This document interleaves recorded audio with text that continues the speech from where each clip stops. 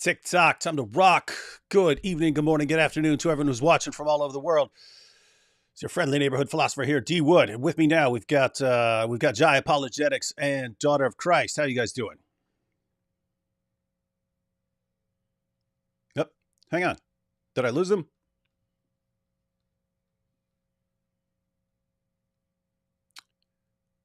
I accidentally clicked off their audio. What do I do here? There we go. Oh, Hey, wait a second. Do good? I actually have to have you guys on the? Okay, there we go. Can you talk? Okay. Yeah, Yes. yeah. Hey, that's weird. When I click, that's weird. When I click go live, if I didn't have you on the screen, it sends you to green room. Huh. Interesting. See, no technical difficulties before, but now once we start, that's when they start. Oh, I just didn't know that. I didn't know I had to have people up. That's interesting. Interesting. I guess that's for people doing their introductions if they don't want other people talking. Okay. All right. So how you guys doing?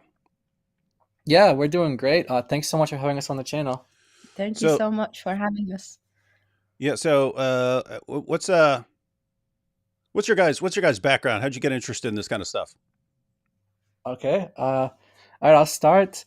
So it's really I'm really happy to be on here with you because I actually when I got saved in my teenage years, the Lord introduced me to some ex-Muslims like pretty close into my walk with the Lord, like in the beginning years. So I found out about you like in my teenage years, and I've been watching you and keeping up with you since then. So this is to do a stream with you now. It's like it just feels amazing. I feel so honored to be with you. So essentially, so once I was saved, I started to get introduced to a bunch of different people from different backgrounds, specifically a bunch of ex-Muslims, and they were getting a lot of objections from their family, from people around them in their communities, and I was trying to learn as well. So we were kind of all learning together, and so that's kind of how I got started with dealing with Islam in particular. But Daughter of Christ has a kind of different story. Yeah, I'm actually an ex-Muslimah. And I came to the Lord about 7 years ago, met up with Hatun just as a sister. And I knew before about problems in Islam, but through the work of Sister Hatun, I found out a lot about the Quran preservation lie. And she would have me on sometimes because I come from an Arabic background. So I was, shocked at the extent of it. I've joined forces now with Brother Jai, just to tackle this. We've been studying it for a long time. And 1 second here, we have people in the chat going, we can't see them. Yes, not everyone shows their faces during live streams, Tara. Yeah, just because of like some what people you have said, reasons. What's that? Yeah, it's very dangerous. Yeah, dangerous for ex-Muslim and other reasons as well. Yeah, Tara, are you a secret jihadi? No, just kidding. No, they might have thought it was a technical difficulty that I wasn't having you guys on the screen. No, some people have reasons for not being on the screen. And most of what we're talking about here, we're going to be going through some video clips, ladies and gentlemen, and we're going to Jai and Daughter of Christ are going to be going through a presentation, bringing up a lot of information, and there's a reason for it. So just to give people a kind of overview background, some people are new here. For years, basically since I became a Christian and started interacting with Muslims, one of their main, if not the main, but definitely one of their top three arguments that I always heard for decades was that the Quran has been preserved miraculously, dot for dot, letter for letter. There's never been one single letter's difference between any two Qurans anywhere in the history of the Quran. And of course, when you hear this and you haven't investigated it, you're like, okay, well, I'm not sure that would prove that it's from God. I mean, there are other any book that you can point to right now, you could say has been perfect. Any modern book you could say is perfectly preserved. Anytime you find a manuscript that's 1,000 years old, you could say, oh, that manuscript has been preserved for 1,000 years. So it's like, what would it actually mean? But then eventually start looking into it. And with me, it was just me and Nabil, and we looked through we were just looking at the Muslim sources. Like you're reading Sahih Muslim, and you read about Abu Musa saying that 2 chapters came up missing because they hardened their hearts and they weren't reciting them enough. Or you read Sahih al-Bukhari and you read about Uthman having to burn piles of Qurans to cover up the differences and so on. And you just start getting that vibe like, I'm not sure about that stuff you guys are talking about with this perfect letter for letter preservation. Doesn't sound like that. Oh, what's this? Sunan Ibn Majah in 1944. Aisha's sheep, 8 verses of the Quran. What's going on? What's going on here? So it looks like it's a giant mess. And then so you start responding, and there are kind of a few different directions. Like I've always just quoted Muslim sources that talk about changes in the Quran or passages coming up missing. Then you have people who go to the manuscripts. So that would be like Dan Brubaker, and he has a video where he shows like 11 Quran variants on a single page of one manuscript of the Quran. Notice that one, if there were one variant on one page of one Quran, that would explode the myth that there's never been this sort of thing.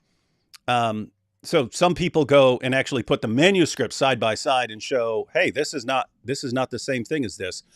And then, of course, you have people who talk about different versions of the Quran that are used in different parts of the world, even today. And so, they'll compare Hafs and Warsh and so on and show differences between them. And it's like, no matter how you look at this, you can't seriously claim perfect dot for dot, letter for letter preservation of the Quran. And what's interesting to me is like the Dawah community. So for years they say perfect dot for dot, letter for letter preservation.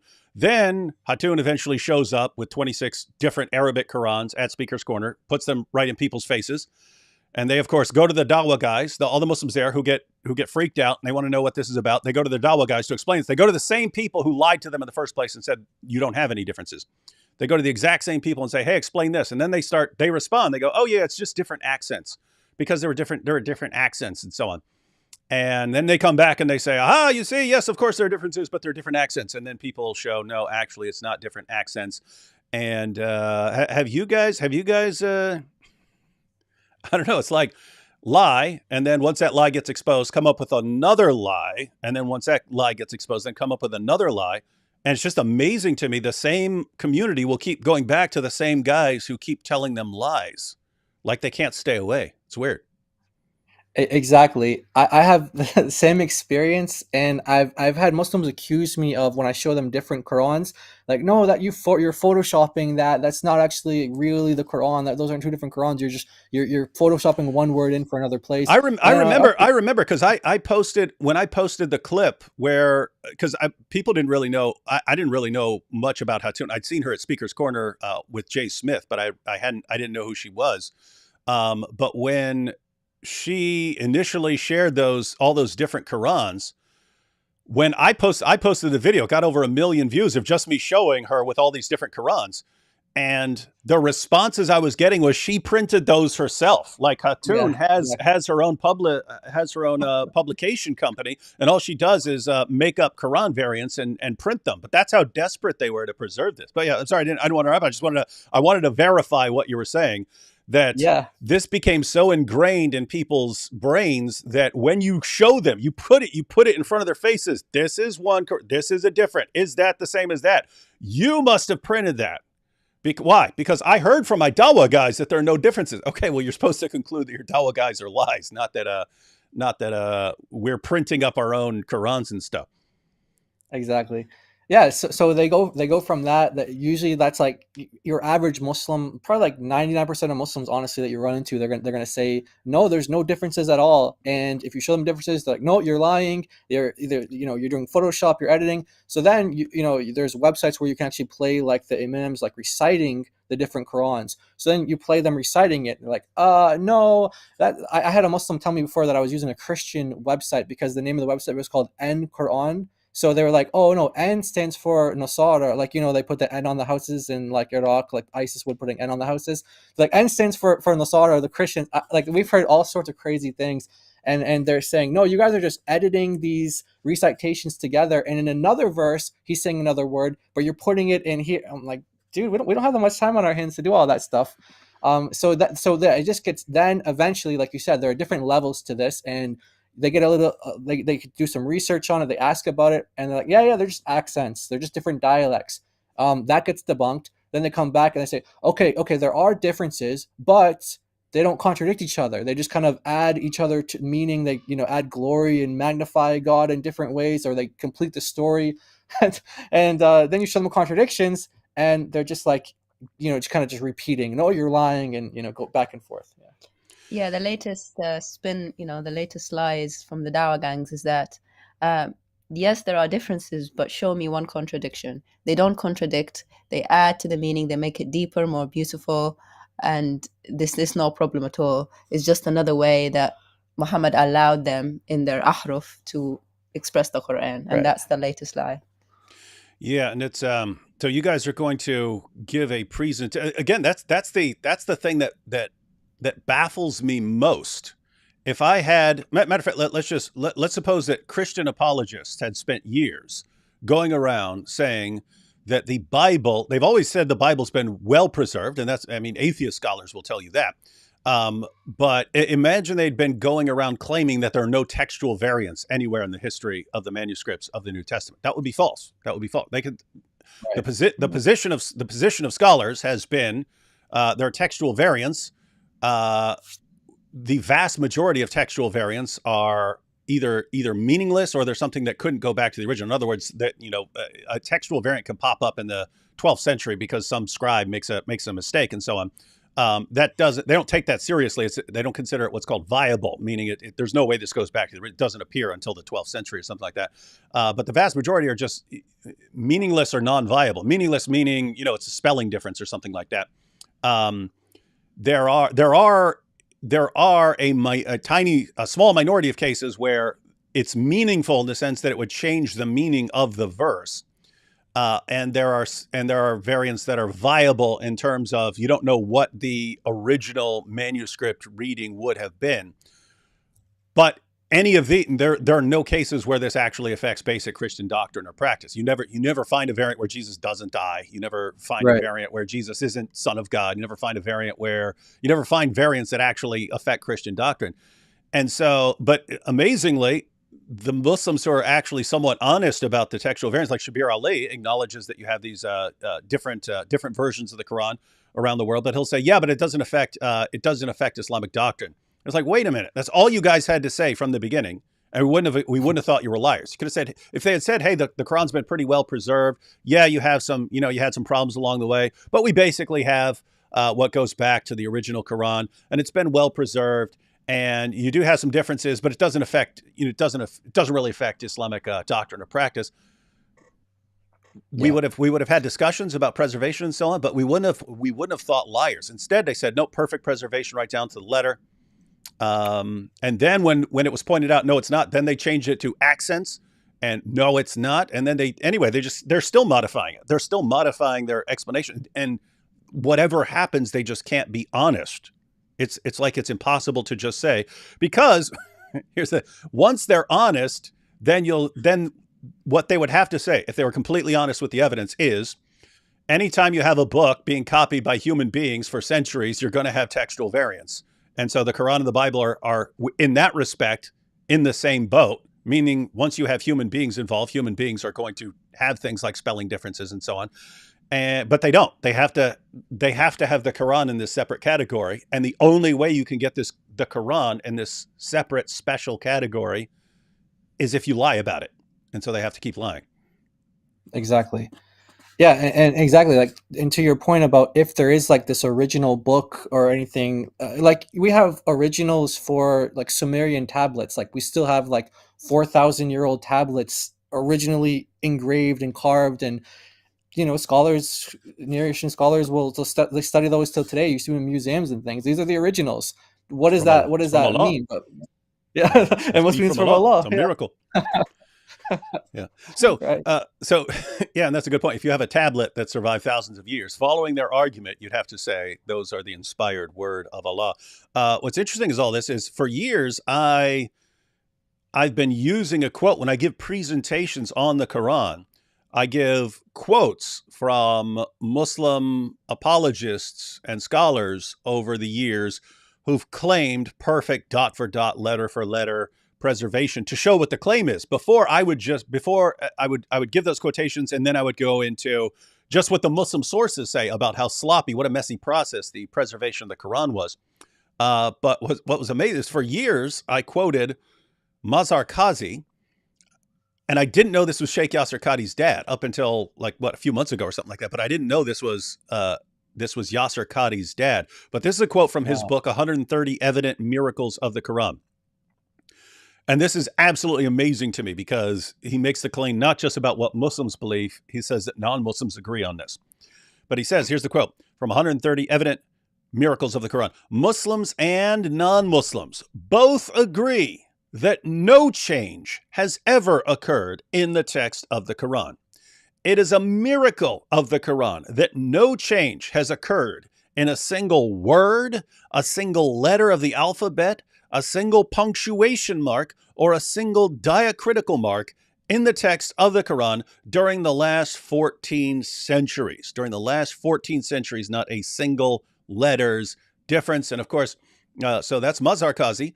His son, Sheikh Yasser Qadi, we have clips. We have all kinds of videos of him where he was telling, and this is, again, it's one thing if someone is saying it and doesn't know better. If your average Muslim tells me the Quran's been perfectly preserved, I don't think he's lying to me. He's wrong, but I don't think he's deliberately deceiving me. He's just passing on what he heard from his parents and so on, and he thinks it's true. Sheikh Yasser Qadi, he knew. We know he knew because he was telling completely different things. When he's talking to students of knowledge, he was telling them, yes, we have all these differences, brothers. Yes, we have them, and we have to try and figure this out. And when he's talking to popular audiences, it's perfect dot for dot. You will never find any two Quran manuscripts with one single letter of difference because it's been perfectly preserved.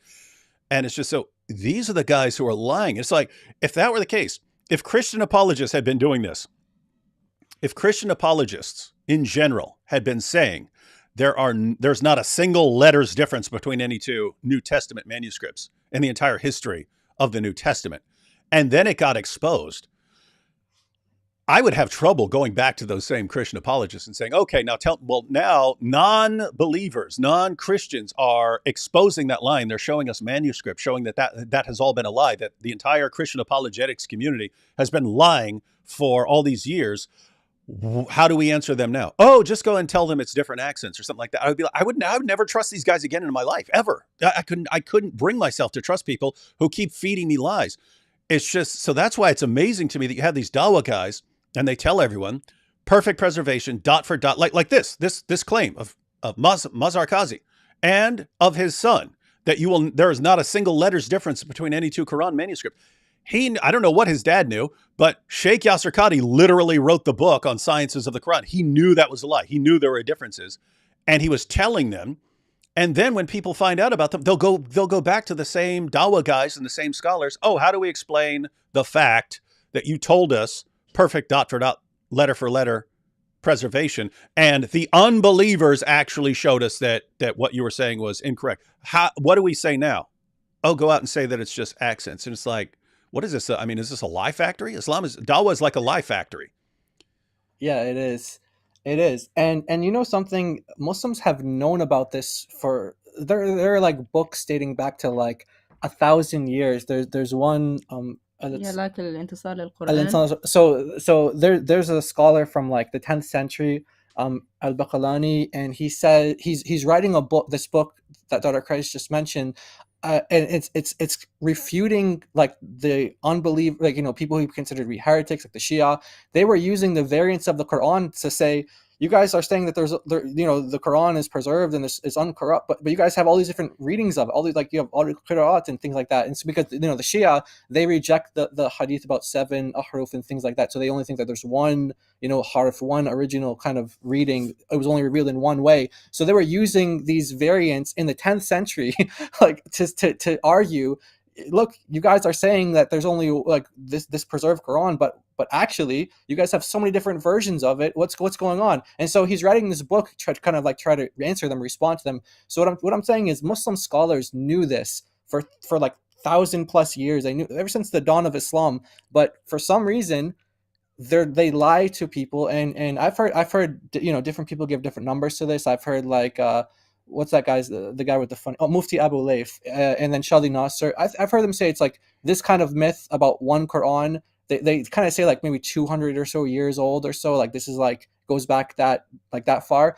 So before that though, and you have vast scholarship in Islamic history documenting these variant readings, arguing about like which ones are correct, which ones are right, which ones are wrong. So they know about all this stuff, but for some reason, somehow, some way, this became the the standard narrative. The biggest secret. Yeah. And even in some countries now, they actually block the different Qurans to keep this lie. Like in Morocco, they ban Hafs from the mosques to stop people from being confused. And in Saudi, they ban the Warsh from their mosques. During the Tarawih prayers. Yeah, during Ramadan, during the Tarawih prayers, because they know that's when Muslims come to actually listen to the whole Quran during Ramadan.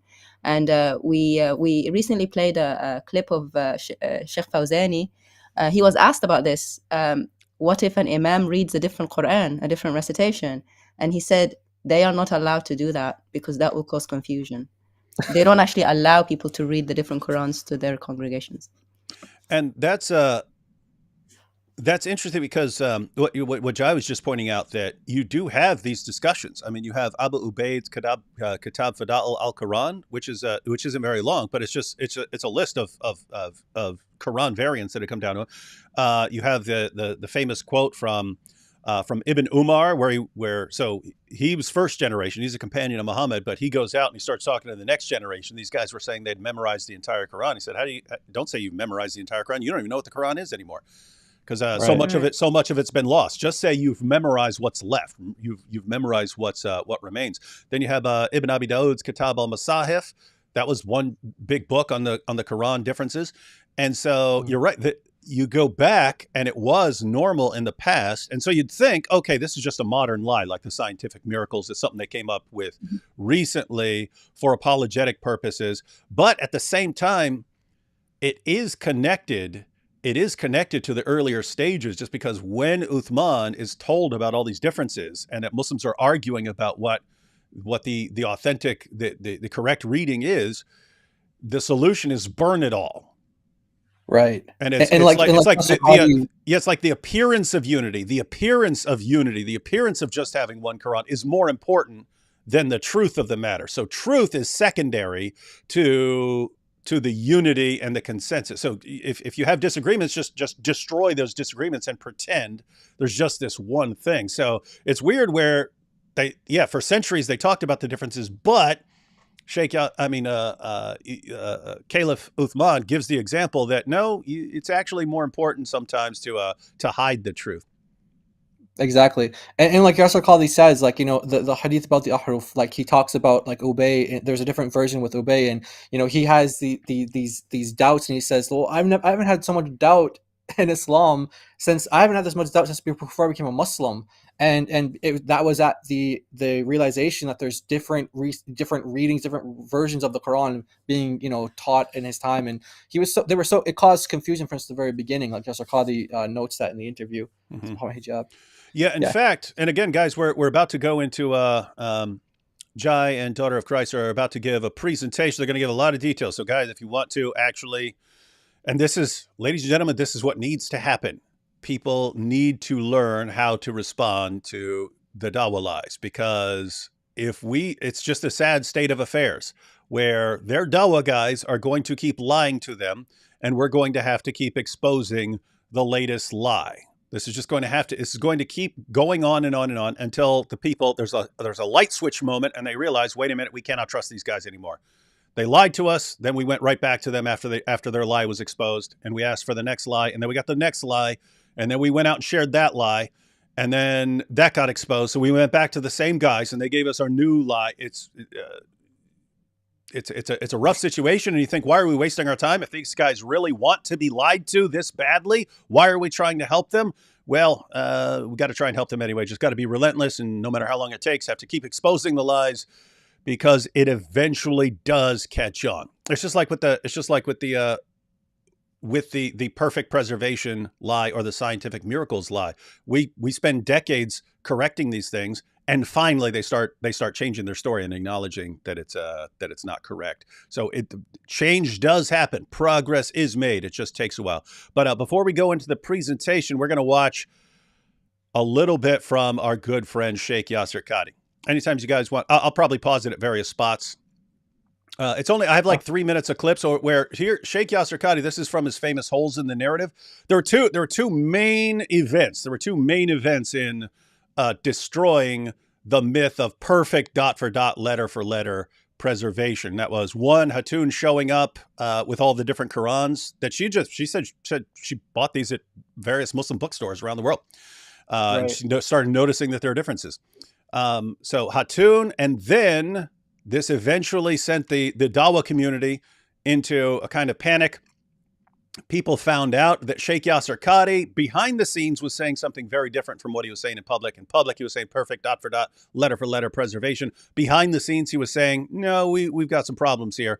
And so Muhammad Hijab, tactical genius that he is, decided to get Sheikh Yasser Qadhi on with him. And Muhammad Hijab really thought that Yasser Qadhi was going to explain all this and everything was going to make perfect sense. And it did not go that way. It just didn't go that way. But Hijab was apparently thinking, because guys, they're talking about something beyond just dot for dot, letter for letter preservation.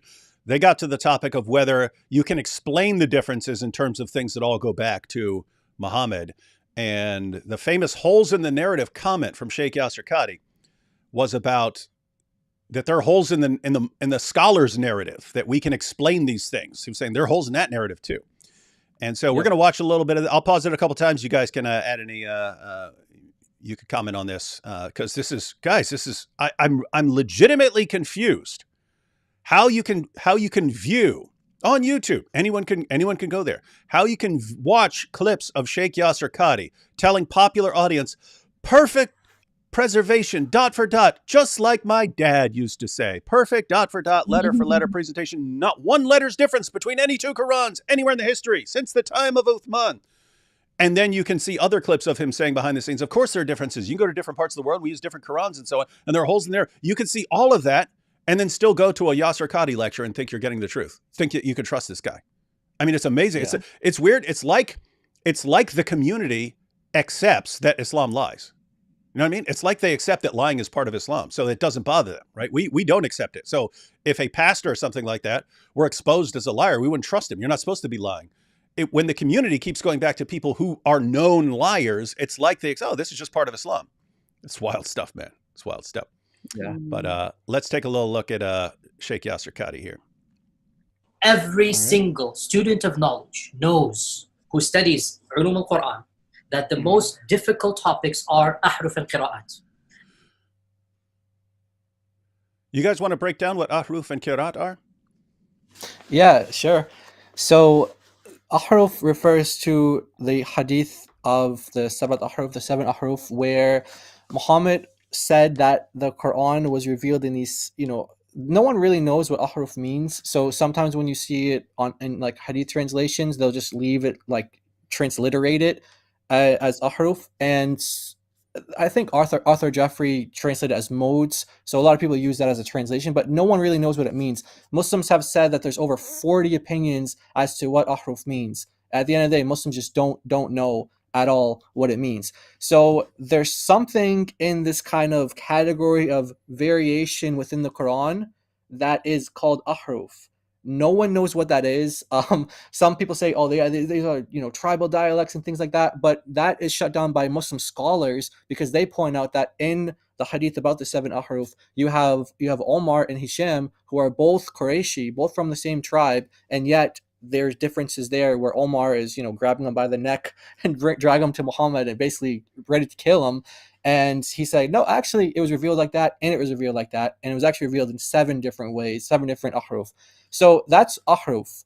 And then, but just pause right there before Qira'at. So this is something that goes way. This is something that goes way back that you can actually read about in the Hadith, but you still find the exact same problem of If you're Muslim and you think, oh, these guys, this human memory, Allah revealing it, and human memory are these perfect tools for reliably preserving large amounts of text. No one else in the history of humanity is going to agree to that. But in Islam, they think that's the case. But so this is during the time of Muhammad. During the time of Muhammad, Umar finds out this guy's reciting the Quran differently. They flip out. It gets brought before Muhammad. Hey, we are reciting things differently. And then Muhammad, of course, says, yeah, it's fine. Allah revealed all this. Allah revealed it in these different ways, which should have been a clue. Wait a minute. You're telling us that Allah has been revealing the Quran in these different ways for all these years, and this is the first we're hearing about it? Like, wouldn't the Muslim community have known this at some point if Allah is revealing the Quran in different ways and Muhammad is delivering the Quran to different ways to different people so that they're memorizing things differently? Like, it's interesting that the explanation only comes after the problem, right? Yeah. And so I would regard this as ad hoc. You're coming up with your explanation afterwards to sort of like trying to make it fit. But so you have the Muhammad's excuse for why this guy is reciting the Quran differently from that guy is Allah revealed it in these different ways, different ahruf. And then later on, of course, you have Muslims who are confused. Wait a minute, the Quran's revealed in 7 ahruf. What's that? And then you get the lie. The lie has to come in to calm people down, to make them not doubt their religion. And so the lie is, but there were different dialects. And so people spoke different dialects. So the Quran was revealed in different dialects to accommodate different dialects. And you're pointing out that's a lie because the two people that's dispute arose with were from the exact same tribe and spoke the exact same dialect. Right.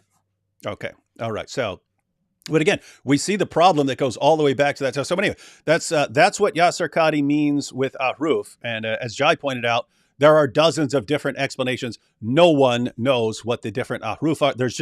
It was understood that there are some kind of differences in the way people are reciting the Quran. And Muhammad's explanation was it was revealed in 7 different ways. All right. So that's the ahruf. And then he mentioned qira'at. What's that about? It's just interesting, David, that you mentioned that it's ad hoc and the explanation came after the fact that there were differences. The reason for that, in my opinion, also the Western opinion, the non-Muslim opinion about these, is because Muhammad actually forgot. He forgot revelation, and we know that from different hadiths, and also from the Quran itself. In Surah 87, verse 6 and 7, Allah himself says, you won't forget except for what I will, except for what Allah wills. So it's actually a cover-up. These 7 modes, 7 different ahruf is a cover-up for the differences that he knew because of his poor memory, that he would recite it one way to one companion and then a different way to another companion. So that's why I wanted to add before. Yeah, and that's the weird thing because there's such an obvious explanation, right? It's such an obvious explanation, right? Like, hey, I delivered that verse to you years ago, and you guys memorized it and so on. And then we got this new guy, this new convert, and he's asking me about that passage. I deliver it to him. I'm old. My memory is not perfect. I'm old and my memory is not perfect. They could have settled it. Thank you, Umar, for reminding me of the way I revealed it originally. I made a mistake. Sorry about that. My bad. No, Allah revealed it in 7 different ways. Okay, and then people run with this. But it's the same. This is what I'm talking about when I say these problems. The reason they have problems now is because the pattern has been set for them. So in the case of like just covering up all the differences, you see that pattern with Caliph Uthman. But then with coming up with explanations that somehow this all goes back and it's all the same thing somehow, which they use with the qira'at. So somehow the different qira'at somehow all go back, even though you look at the differences, like it's obvious what happened. This is just some guy made a mistake. Some guy made a mistake. This letter kind of looks like that letter. The guy made a mistake. This word kind of looks like that word. A guy made a mistake. The dot goes here, the dot goes there, and you end up with a different word. Okay, they didn't know. It's easy to account for these things, but instead they have to just make it up and say, oh yes, this all goes back. This all goes back to the original. Interesting. It's wild stuff. Yeah. And so like there are instances where you have like the entire, and like all, like, different readings, they're almost identical, except for, like, let's say, like, one word, and then it's like you said, there's like one vowel difference. So what Muslims want us to believe is, like, Gabriel came one time, everything exactly the same, except vowel difference here, E vowel instead of an A vowel, or something like that. It's like that. Does that really sound more likely than just some scribe just kind of made an error and one guy put like an E instead of an A or something? Right. So guys, I want people to understand this. So you're pointing out that some of the differences between two different versions of the Quran might just be a different letter, which gives you a different word or something like that. Muslim Dawah guys want to explain that now and saying, yes, it was revealed in both of these ways. It was revealed in both of these ways so that the meanings complement each other and so on.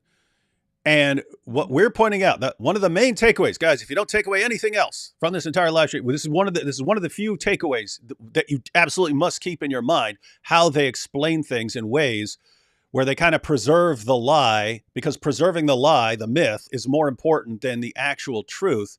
Guys, as what Jai just pointed out, what's more likely? If you didn't know, what's more likely here?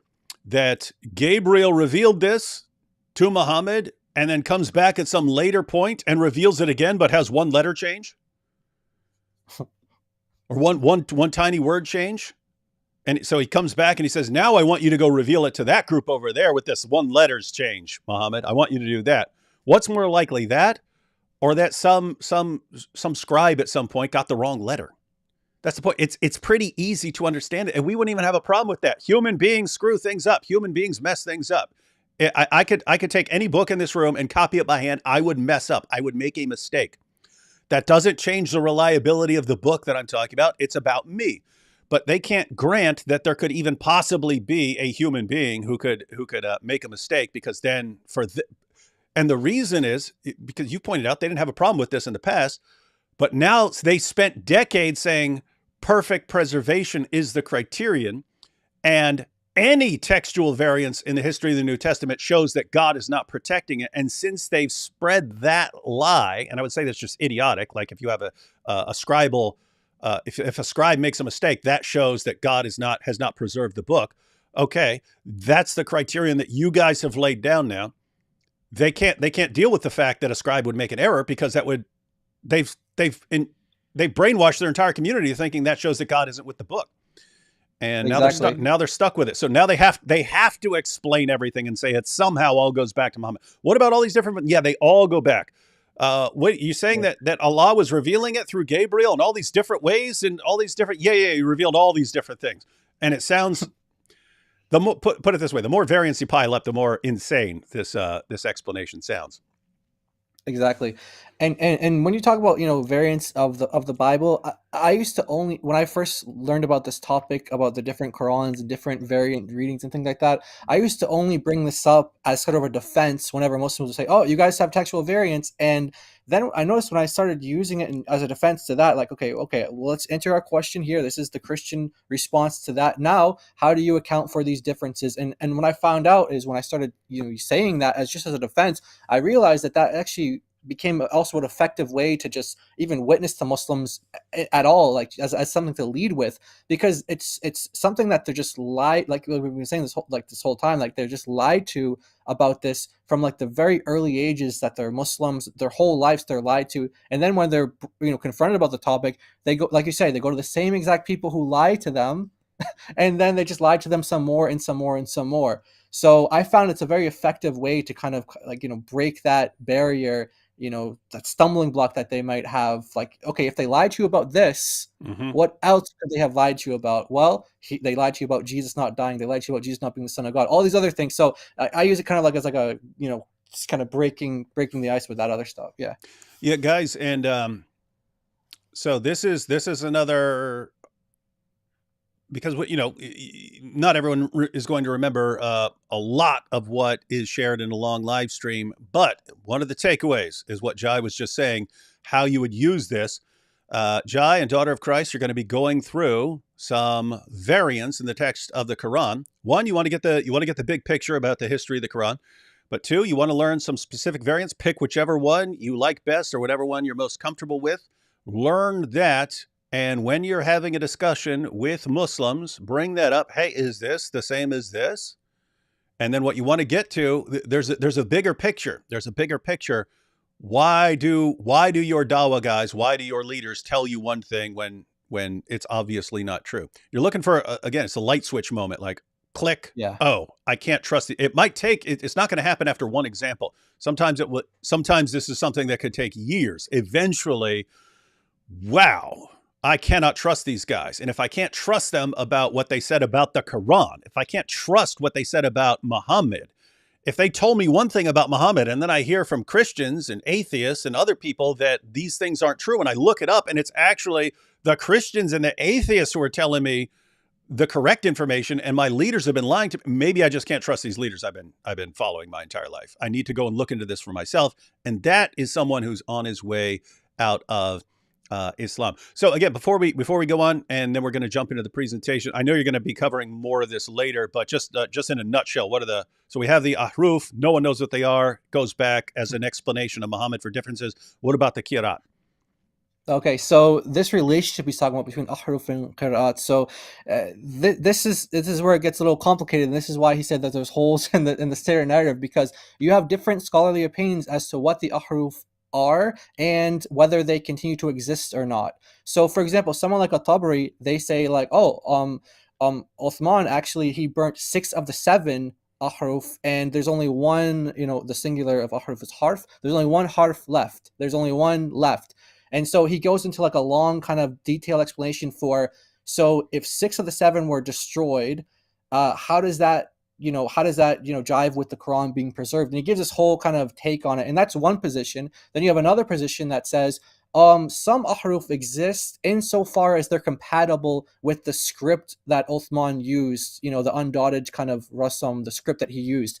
And there's different there's more takes on that as well. But there's so the different qira'at are these readings that came about either from the Uthmanic ambiguity of the text, like you say, you can read it in different ways, have different vowels here or there, and there's also something called canonical readings, which are ones that agree with the Uthmanic script and things like that, and 3 other criterion, but essentially they have to agree with the rasam, except in some cases there's about 40 differences where you have actual words being omitted or being added, not vowels but actual words. And then you have what are called non-canonical readings, they're also called qira'at as well, that are things where they just add in completely like extra sentences, take away sentences, like the famous reading in that says that Muhammad was a father to them. Mm-hmm. That phrase doesn't actually appear in the Quran today, the Hafs Quran today. Yeah, so that would be considered like a non-canonical reading. So these readings or qira'at are readings that go back to different companions or to different people that are trying to figure out what does this Uthmanic text say. Some scholars say that they were using their kind of scholarly opinion ijtihad for kind of like discerning like what is this text saying, how do you vocalize it. But Muslims today will say that all these canonical ones are actually divinely inspired. But that's going to be kind of what our presentation sheds light on. We're going to be talking about how do the early Muslims view these qira'at, these readings. All right, so let's go back to Sheikh Uthman. And guys, those of you who are watching, so this is Muhammad Hijab trying to get Sheikh Yasser Qadhi to explain how Muslims don't need to be worried that this myth is somehow unraveling. Sheikh Yasser Qadhi is going to clear things up. But even in this brief comment, like one of the most difficult things is ahruf and qira'at. Guys, if the standard Dawah lie were true, perfect preservation, dot for dot, letter for letter, how would anything be difficult? You wouldn't have any difficulty. So even when he's saying there's one of the most confusing, difficult things is ahruf and qira'at, what are you talking about? What do you even mean? What do you mean? This even as he starts, this makes no sense in light of what Dawah guys have been saying for many years here. But let's go ahead and listen to Sheikh Yasser Qadhi a bit. Every single student of knowledge knows, who studies ulum al-Quran, that the most difficult topics are ahruf and qira'at. I need to just let him talk because I don't want to stop. But people, don't miss this. Every single student of knowledge, everyone who's actually learning, knows this is a very confusing issue, and we're trying to figure this out. What is it? What does that mean? It means that every educated person on this issue knows they've got a huge problem here. Yes. And that every single educated Muslim knows that this nonsense about perfect dot for dot, letter for letter presentation is complete nonsense. Every single educated Muslim knows this. He just said it. And yet what were all these guys telling the average Muslim? Perfect dot for letter preservation from the time of Muhammad. Bunch of, my goodness, I don't know how you go on believing these guys. It's crazy. And the concept of ahruf and the reality of ahruf and the relationship of the Uthmanic Mus'haf with the ahruf and the preservation of the ahruf. Is it 1? Is it 3? Is it 7? And the relationship of the qira'at to the ahruf. This is a topic that... This guy sounds really confused. Yeah, when you're so there's actually Go ahead. So there's actually a hadith that does say that there are 3 ahruf as well. Oopsie. So there's one that says that there's 7, and there's one that says that there's 3, but they don't know what ahruf means in the first place. So it's like, is it 1? Is it 3? Is it 7? Well, 1 if the 6 were burnt. Yeah.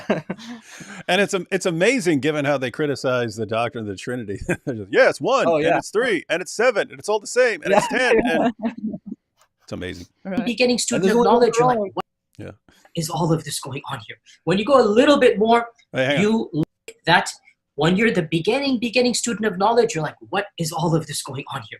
So when you find out that there are all these differences, especially when you've been told all your life one Quran perfectly preserved, you're like, what is this mess? But then you get educated, and here's what he says. You go a little bit more, you learn to simply memorize what your teachers say and regurgitate it out, and you don't fully comprehend. When you do what... So step 2. So at first you're totally confused. Wait a minute, I thought there was only one Quran, and then you find out, no, there are actually tons of differences in the Quran.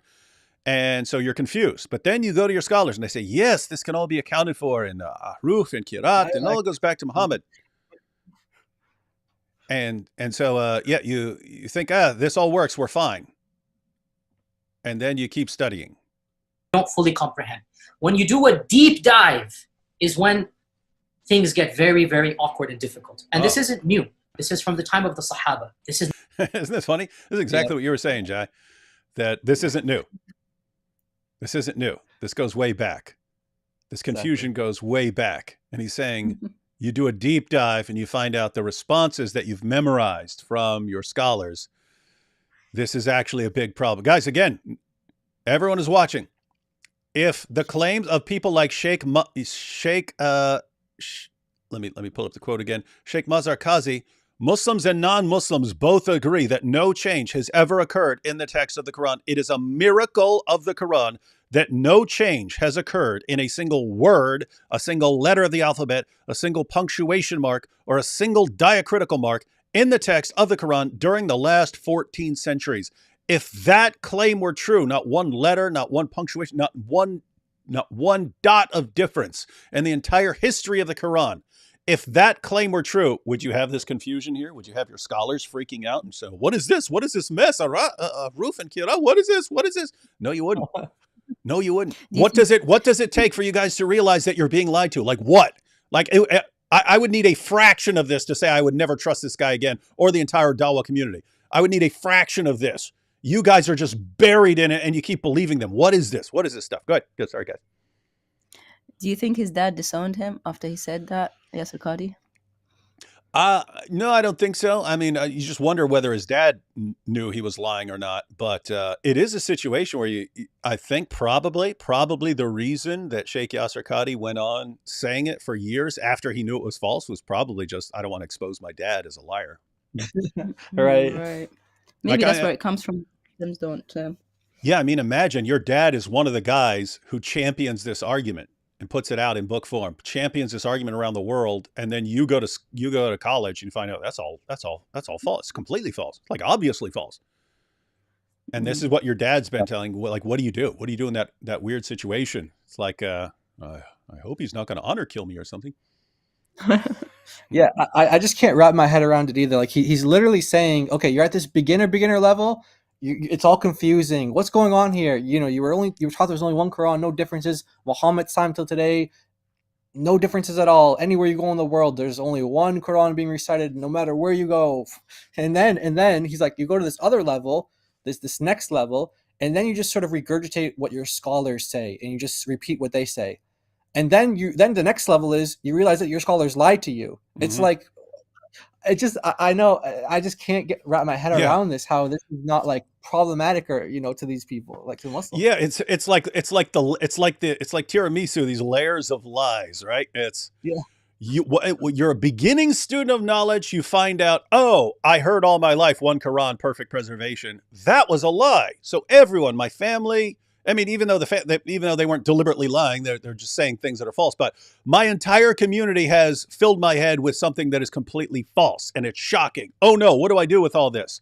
Then, okay, I'll go to the scholars, and the scholars, okay, now memorize these responses. Okay, yes. It's all just ahruf and kirat, and it all goes back to Muhammad. Okay, now we've solved this. And then you find out that's a lie. It's like, wait a minute, the entire community lied, and then all the scholars lied, and now I'm finding out that there are some problems. This is Yasser Qadhi talking to Muhammad Hijab, explaining how things work in Islam with the Quran. Like, I don't know. This is wild stuff. Not a joke, brothers and sisters. I meant to mention this as well, about ahruf and qira'at. This is a very important note.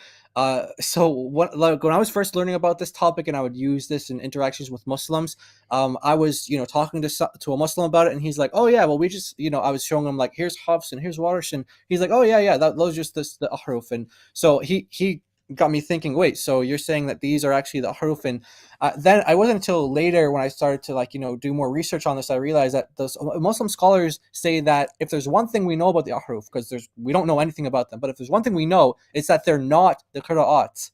They're not, those two are not, they're not the same thing. So a lot of times Muslims will say like, oh, okay, you have like hafs, warsh, qalun, all these different versions, and like, yeah, those are just the different ahruf. No, they're not the same thing. And Muslim scholars have said, we have quotes from like Jalaluddin Suyuti, for example. He quotes different scholars who say that the scholars all agree that the 7 readings, which later became the 10 readings, that those 7 readings, the 7 qira'at, are not the 7 ahruf. And it's only the ignorant masses who think that is the case. So a lot of Muslims will just kind of think, okay, 7 readings, 7 ahruf, and all those are the same thing. They're not. And we'll get into that more in the presentation, but I forgot that's an important note as well. Oh, by the way, Farid made that mistake. Yeah, Farid made that mistake. Oh, Farid made that? Wait a minute. I thought Farid was knew what he was talking about. Yeah, he confused the ahruf and the qira'at. Yeah, I had a discussion with him once on this topic, and he said, "Oh yeah, well, we'll have another discussion about it." Muslim offered, to host on his podcast and things like that. He never got back in touch with me, but yeah, we did have that discussion recorded though, and we do plan to publish it. Because we just got this new channel, so we're trying to reproduce some of our old content on there. But we will get that out there. But yeah, he does actually confuse these topics, and he is probably like the best that Muslims have on this in terms of like online Dawah guys. But he's also the one that leaked the Yasser Qadhi stuff as well. Yeah, so they were calling him Farid leaks. So guys, exactly. Yeah. Again, Farid. And matter of fact, he acknowledged that Yasser Qadhi was lying, right? Right. Yeah. So he played my video where I pointed out, like, you have 2 clips from around the same time frame with Yasser Qadhi when he's speaking to students of knowledge. It's, yes, we have different Qurans in different parts of the world. And I'm not just talking about different accents or something like that. It's not what I'm talking about. Talking about different letters, different words, and so on. So he's saying that. And then when he's talking to a popular level audience, perfect preservation, perfect dot for dot, letter for letter preservation. And I pointed out, like, what's going on here? And Farid's like, yeah, he's lying. Yep. Yeah. Sheikh Yasser Qadhi's lying. So Farid has been a bit more honest, but you're saying that, and then Farid is the one who leaked the private messages from Sheikh Yasser Qadhi's community with Muslims. He leaks these messages, and that's what leads to the holes in the narrative interview. That's what leads to this interview where everyone starts panicking. Oh my goodness. So Yasser Qadhi posted this on his channel. Muhammad Hijab posted it on his channel. They soon both ended up taking it down. Because that's how damaging it was. And think about this. What was damaging to the Ummah? What was damaging? Just hearing a glimpse of the truth. Hearing a glimpse of the truth about differences in the Quran was enough to send Muslims into a panic mode and a frenzy. Guys, how could you be trained and indoctrinated to be that that horrified at the truth. Like hearing a word of something that is accurate sends you into a panic mode over your faith. That tells you something about your faith and about the people who've been teaching it to you. Exactly. I mean, it's to the point where Muslims who aren't familiar with this topic, they're so confident in what their scholars and what their people tell them. They say, "Hey, if you can show me one difference, just show me one difference between." I heard that for I'll years. leave Islam. Yeah, we heard that just yesterday. We heard that from on a stream. We were like, taking calls in and things, and he literally said that. He said, "Yeah, I'll leave if I." And of course, we show him the differences, and he didn't leave. But that's what they say. That's what they say. Wild stuff. All right, Sheikh Yasser Qadhi. So he says, let me dial it back just a second. He says, "This is not a joke." And again, what's not a joke, guys? What's not a joke, guys? If the Dawah claim for decades, dot for dot, letter for letter presentation, if that were true, should there be any confusion? Should there be anything at all to be worried about? No, you can have complete confidence. Not what he's saying. He's saying we got a problem here. The Sahaba. This is not a joke, brothers and sisters. The issue of ahruf and qira'at caused confusion to somebody whom the Prophet ﷺ said, if you want to listen to the Quran directly, listen to Ubay. Ubay is not some even average Sahabi. He is the Qari of the Quran. He is the master. He is who he is. And he goes, فَدَخَلْ فِي نَفْسِي شَكْ. What is all of this stuff? Muhammad's own companions were having doubts about what he was saying. In other words, they thought there's something fishy going on here. Hey, what are these differences here, Muhammad? Oh yeah, revealed in all those ways. Huh? You sure about that? They didn't know basic logic, but you can kind of I'm sure they had the vibe, even though they didn't know what ad hoc would be. Right. It's in your mind. There's something fishy going on. That's what you'd think. Again, this is the you asking some very. What's that? And what he's saying there in Arabic, he's saying doubt entered into my heart. He also says takdhib as well. What's takdhib is? Takdhib? Yeah. Like he's falsified. He's like, falsification and doubt has entered into my heart. So Ubay, like he said, this is the master reader, the master who he is. And he's saying that disbelief and doubt entered into his heart from hearing this different versions. It's crazy. Yeah, isn't it amazing? So that goes back to Muhammad's companions, and not just any companion. I mean, Muhammad gave his list of. He said, "Hey, if you want to learn the Quran from anyone, learn it from these four guys." Ubay bin Ka'b's on that list. You had Umar say that Ubay was the best of the Quran reciters. And Ubay's the one having the doubts about whether he can trust Muhammad on this stuff. And it's just amazing that you have Muslims who, no, we can't doubt this. We can't have any doubt. What do you mean? Muhammad's own companions had their doubts. And they're hearing it from Muhammad himself, and they're having trouble buying it. Wild stuff. Exactly. Honest question, it's the first time I'm saying these things. Many people are aware who listen to my lectures that I've mentioned the crises that happened to me at Yale. This was the issue. That the issue of ahruf and preservation and qira'at and relationships between them, these are very, very difficult issues. And the most advanced of our scholars, they're not quite fully certain how to solve all of the unanswered questions in there. Guys, if the standard Dawah lie were true, perfect dot for dot, letter for letter, would you have this situation where he just said the most advanced scholars can't figure out what to do about all this stuff? Does that make any sense? If there were one Quran perfectly preserved, would it make sense for him to say the most advanced of our scholars can't figure out what to do about this and how to explain these things in terms of ahruf and they don't know what to do? No, it makes no sense. Everything he's saying. What is he saying? One, he said every student of knowledge, everyone who just dips their feet into actually learning about the Quran finds out that, hey, we got a problem here. And then he just said it. The most advanced of the scholars can't figure this out. Wild stuff. Here's the point. These issues should only be discussed amongst people who know what the qira'at are and who understand some of these questions that are being raised. So is what you're saying the shak that came, or not the shak, but the crisis that you had was in relation to this question of the relationship between the ahruf and the qira'at, basically? No. The crisis I had wasn't that. The crisis I had was, that was what generated. But what was the crisis? The crisis was very simple. Traditional understandings of ahruf and qira'at cannot answer some of these pressing questions that are now being poked by our people outside of, by our academics, not our, by their academics outside of the faith tradition. You see. So you're saying the Muslim scholarly explanations where we say, oh, this is because of the Qiraat, and this is because of the Ahruf, and this is why we have these differences, and they all go back, and they're being challenged by non-Muslim scholars of the Quran. Does that really make sense? Look, does that really fit in with what this hadith says and so on? And he's having it caused a crisis of faith. This is, keep in mind, this is a guy who was raised. This is a guy who was raised by his dad to believe perfect dot for dot, letter for letter preservation. He goes to Yale, starts learning from academics, and then he's finding out about all these different qira'at and so on. He's finding out about the differences. It's causing confusion. What does he do? He memorizes some responses to regurgitate them, but the non-Muslim scholars keep pressing, and this causes a crisis of faith because he's realizing our explanations don't actually work. Right. And by the way, they sprinkle Arabic words throughout this interview. And so what Muhammad Hijab was saying, shak is doubt. So he was saying, so was this the doubt? And he wanted to change his words.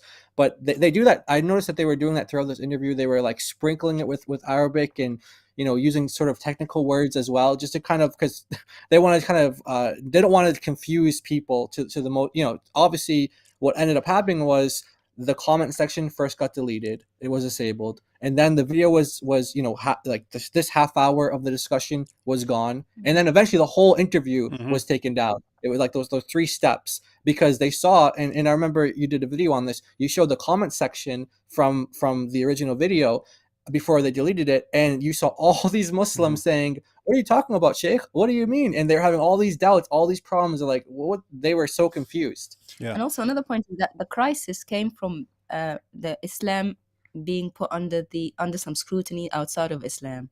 That means that the standard of scrutiny is higher outside of Islam, which is very important to point out. Yeah. The level of scrutiny within the Islamic tradition is very low.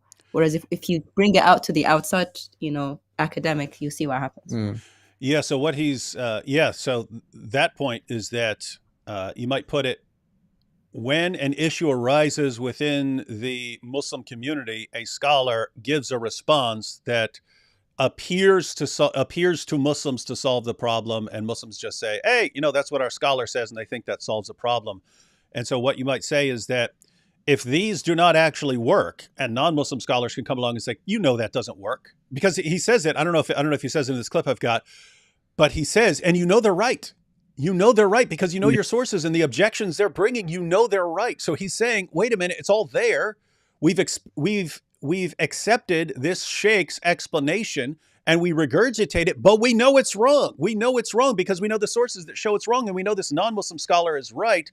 It's like, what is he saying? He's saying that we're all extremely gullible and we latch on to any explanation that comes along to defend our religion, and that we have to actually go outside our religion to get people to say, you know, that's not true. It's not true even according to your own sources. Yeah. So this is just, I mean, this is just amazing from beginning to end. And what's he saying here? This should never be discussed. You should never discuss these things except among students of knowledge. What's that mean? Well, guess what? That kind of explains why we have these clips of him saying dot for dot, letter for letter, perfect preservation to popular audiences, and only discussing the differences among students of knowledge who are going to find out anyway. He's saying, keep this, do not let your average person know about all these differences and all these problems that we can't answer and our greatest scholars cannot even answer. Don't let your average Muslim know about this. It's going to cause doubts. It's going to cause doubts. So don't let them know these things. That's what he just said. And then when they have to take it down, it's another example of, we can't let people hear this, but it's hilarious that Hijab it's like he's whining the entire time. Please don't make me say this. Please, Muhammad, please don't make me say this. I don't want to say this. But it's like Hijab is saying, look, here's you in public. Here's you in private. I want both of you together in this live stream. And he's like, please don't make me say what I actually believe. Please, you're gonna make me destroy the faith of countless Muslims. Too bad. You guys put yourself in this situation. And your dad put you in this situation, Sheikh Yasser Qadhi.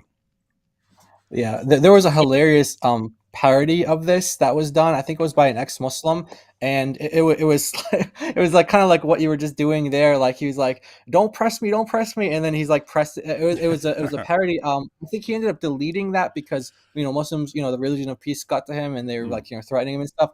But it was a hilarious parody of this interview, and Yasser Qadhi, this is like he's telling all of us like this is a topic that we are weak in. So for us, it's like, all right, great, let's capitalize on this. They're literally telling us here, this is our weakness. This is what we can't answer. So for us, we're like, oh, they're helping us out. Yeah, I love that.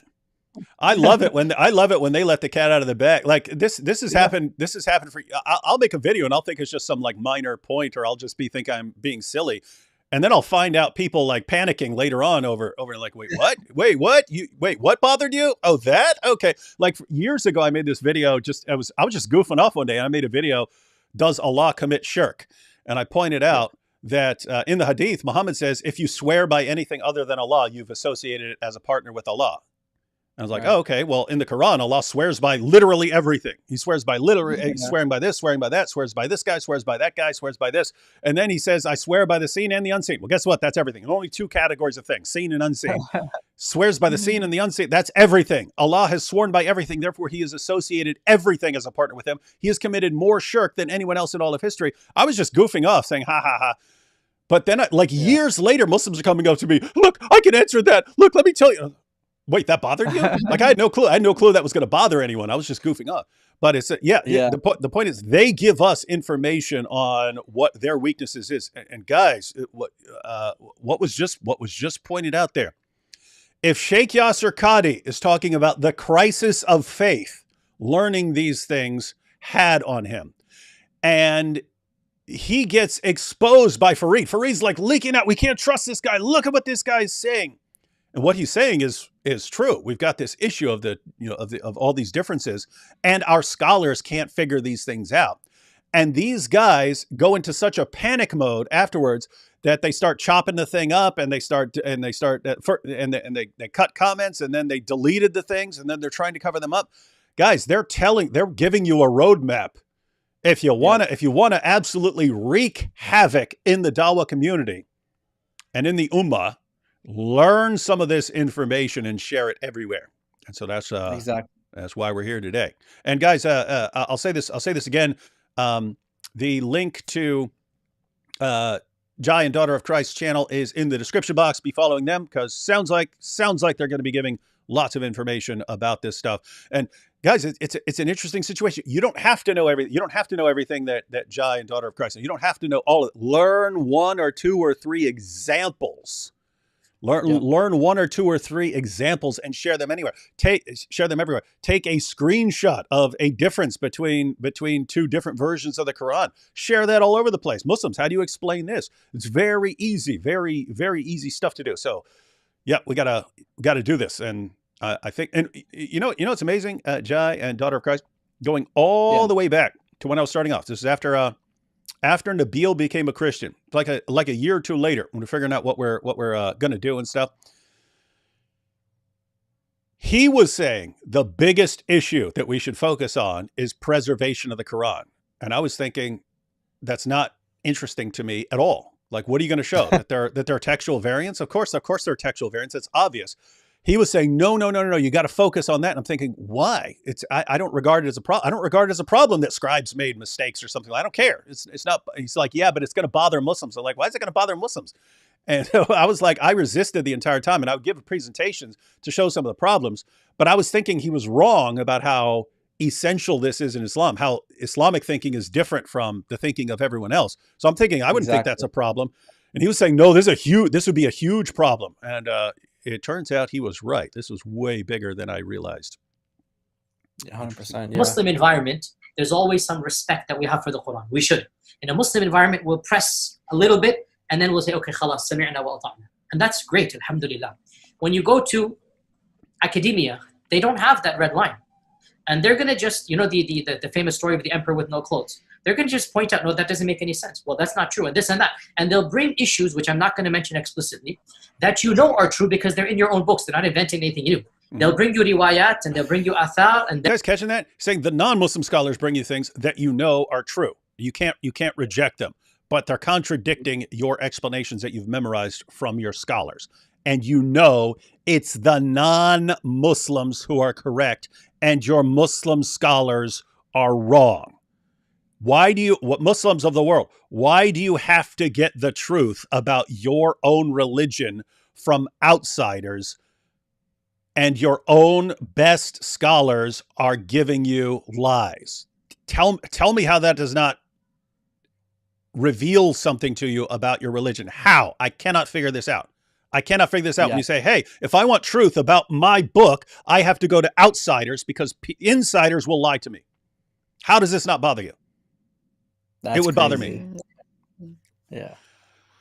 You add to that very well-known issues of, I don't even want to be explicit. And then you bring on top of that makhtutat. And then I don't even want to be explicit. Namely, I don't want to mention this. And it's very clear to you and to every single very advanced student and specialist that the standard narrative has holes in it. That's what I'm going to say. The standard narrative does not answer some very pressing questions. These are now well known within the Western Academy, that they're bringing forth issues. Their level of now knowledge is leaps and bounds above what it used to be, 100 years ago. What is? And think about what he just said there. These Westerners, Western academics, they used to not know anything about the Quran. What's that mean? It means that we could go around spreading lies. Then they found out about the Quran, and then they started exposing our lies, and now we're all confused and we don't know what to do. This is massively dysfunctional, ladies and gentlemen. All right, only a few seconds left here, and then we'll cut out. Happening in the last few years, it's not me anymore. It's the Western academics. These problems are now becoming mainstream. And by and large, our ulama in the Eastern world are not aware, by and large, of what's going on in the Western side of things. And they're not answering those questions in a manner that it needs to be answered. Yeah, guys, I just wanted to, the reason I wanted to play that is because we're going to be going through some information. And when you had the famous holes in the narrative interview, we kind of all went around joking, saying, as if the holes in the narrative were holes in the narrative about perfect preservation. We said, hey, Muslims say perfect preservation, they're holes in the narrative. That's not what Yasser Qadhi was talking about when he talked about holes in the narrative. He was actually talking about a bigger problem, because every scholar, he acknowledged, every student of knowledge knows about they got some issues here, and their greatest scholars cannot answer those issues. But he wasn't talking about there are holes in the narrative of perfect dot for dot preservation. That's not something that any scholar would take seriously. They know that's a lie. What he's talking about holes in the narrative is it's accepted among Muslim scholars that when we try to figure out, hey, what do we do with all these different readings and so on? Oh, we explain that this all somehow goes back to the ahruf and to other things and different, we explain it in that way. And then we get challenged by outsiders who are saying, that doesn't work. That explanation doesn't work. And he's saying the holes in the narrative are our Muslim narrative, that we can actually account for the different versions of the Quran in a way that somehow makes sense and it all goes back to Muhammad. That's where you've got holes in the narrative. He's saying it doesn't fit. We cannot answer these guys. We have no explanation. And the vast majority of Muslims who are watching this would have no clue what's going on in anywhere here. They wouldn't know what he was talking about. But guys, how would you not realize from that you've been lied to? If you didn't know anything else and you didn't know what he's talking about with Aruf and so on, when he's just acknowledging, wait a minute, once you become a student of knowledge, once you start learning some of this stuff, you find out, whoa, this is a mess. This is freaking stuff. Once you find out that Muhammad's own companions had doubts about his explanations, once they found out there were differences in the Quran, even during the time of Muhammad, once you find out that the greatest Muslim scholars cannot answer the objections of outsiders, and that outsiders are the only ones who are going to speak accurately about what the situation is, how do you not, at the very least, realize you've been lied to? I can't for the life of me figure this out, because it would be the most obvious, glaring thing in the world to me if I were a Muslim and I were watching. If I were a Muslim and I were raised perfect preservation, dot for dot, letter for letter, and I saw any of this, I would want to do some serious investigating, and I would not be going to a Dawah guy. I would not be going to a Dawah guy for an answer. I would be actually doing some serious research and finding out what the case is. And I would never trust the Dawah guys again, period. Anyway, that's just me. Maybe you guys are different. 100% agree. All right, so you guys ready to jump into your presentation here? Yeah, let's get into it. All right, and wait, we got a few super chats. Let's zoom through some super chats real quick, and then we will jump right into your presentation. Knife attacks seem to be making more one-eyed Dajjals. Yeah, you've got Salman Rushdie now has one eye. Bishop Marmari Emmanuel now has one eye because of knife attacks. Not sure how many others are. Where is AP? He's probably moaning and wailing about the meaninglessness of life as an atheist. The only thing that gives him meaning is going live with me, ladies and gentlemen. What is this? Golden shower? Just random golden shower comments from Muhammad Hijab, that great da'i. Golden showers. If anyone doesn't know what we're talking about, Muhammad Hijab sent us piles of messages talking about giving golden showers and stuff like this. And it's really creepy, but that's what you have to deal with when you're talking about Dawah.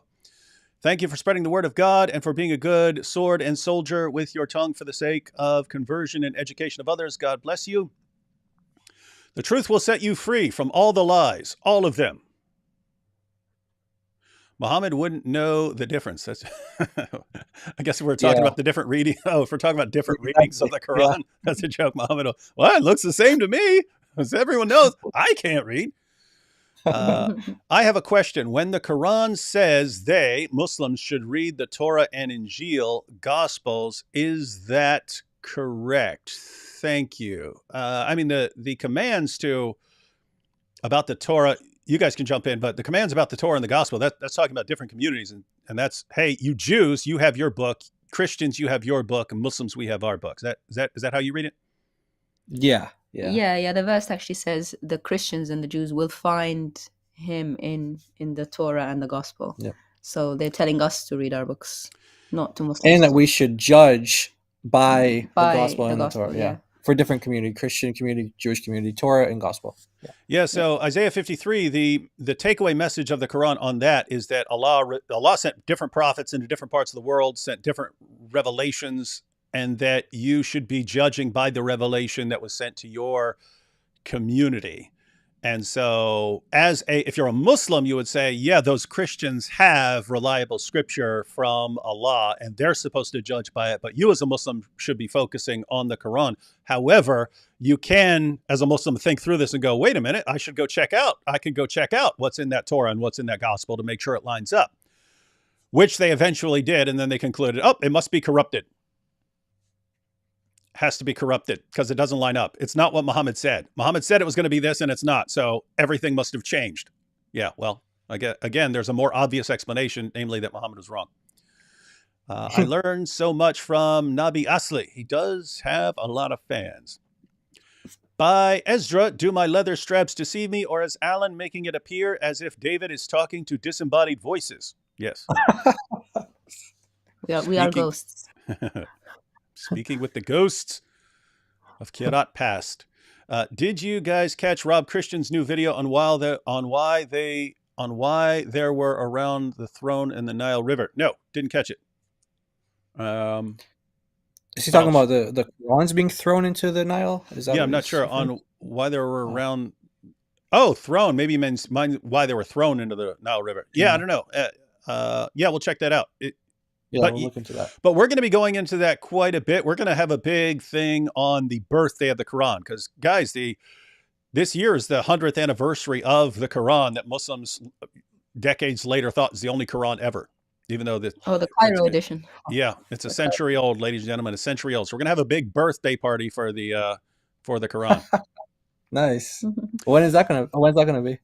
There's a date. I think it's in June. They actually have a date when it was official. So we actually have the official birth date of the Quran that Muslims tried to standardize and spread around the world. It became the dominant version. And then they thought, nope, that's the only version.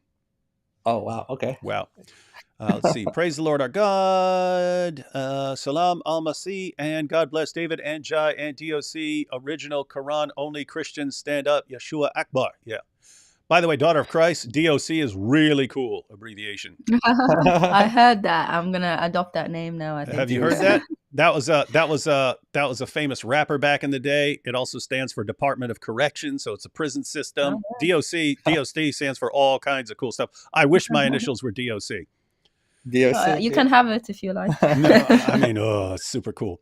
I have to stick with Dizzle, but Dizzle's cool. Yeah. Yeah, this is hey, pretty hey, cool. Dizzle on command. DOC. Let's stick with that. Yeah, DOC. Yeah, everyone's gonna love DOC. The AI's GPT are such a problem for Islam. Claude, Chat GPT, Gemini know all this scholarship and will share. Yeah, I have seen people posting stuff where they challenge. They ask a question about Islam, and the chat gives way more accurate information sometimes than the Dawah guys do. Yeah.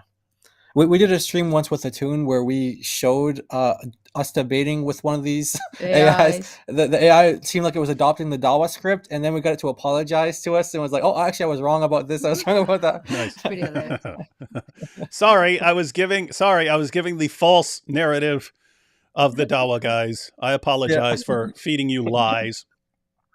You know what doesn't have holes? Our soda cans. Pay every penny to say it. Super duper wingaling. Oh my goodness, I'm about to block this dude. Love D Wood and the work you're doing. Yeah, that's good. Just take the wingaling out of your name.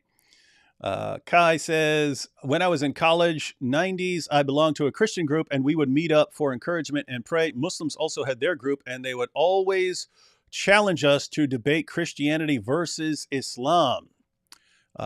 That was part one of, okay, let me go through the rest of these. However, back then, none of us knew anything about Islam or the Quran. We accepted a debate.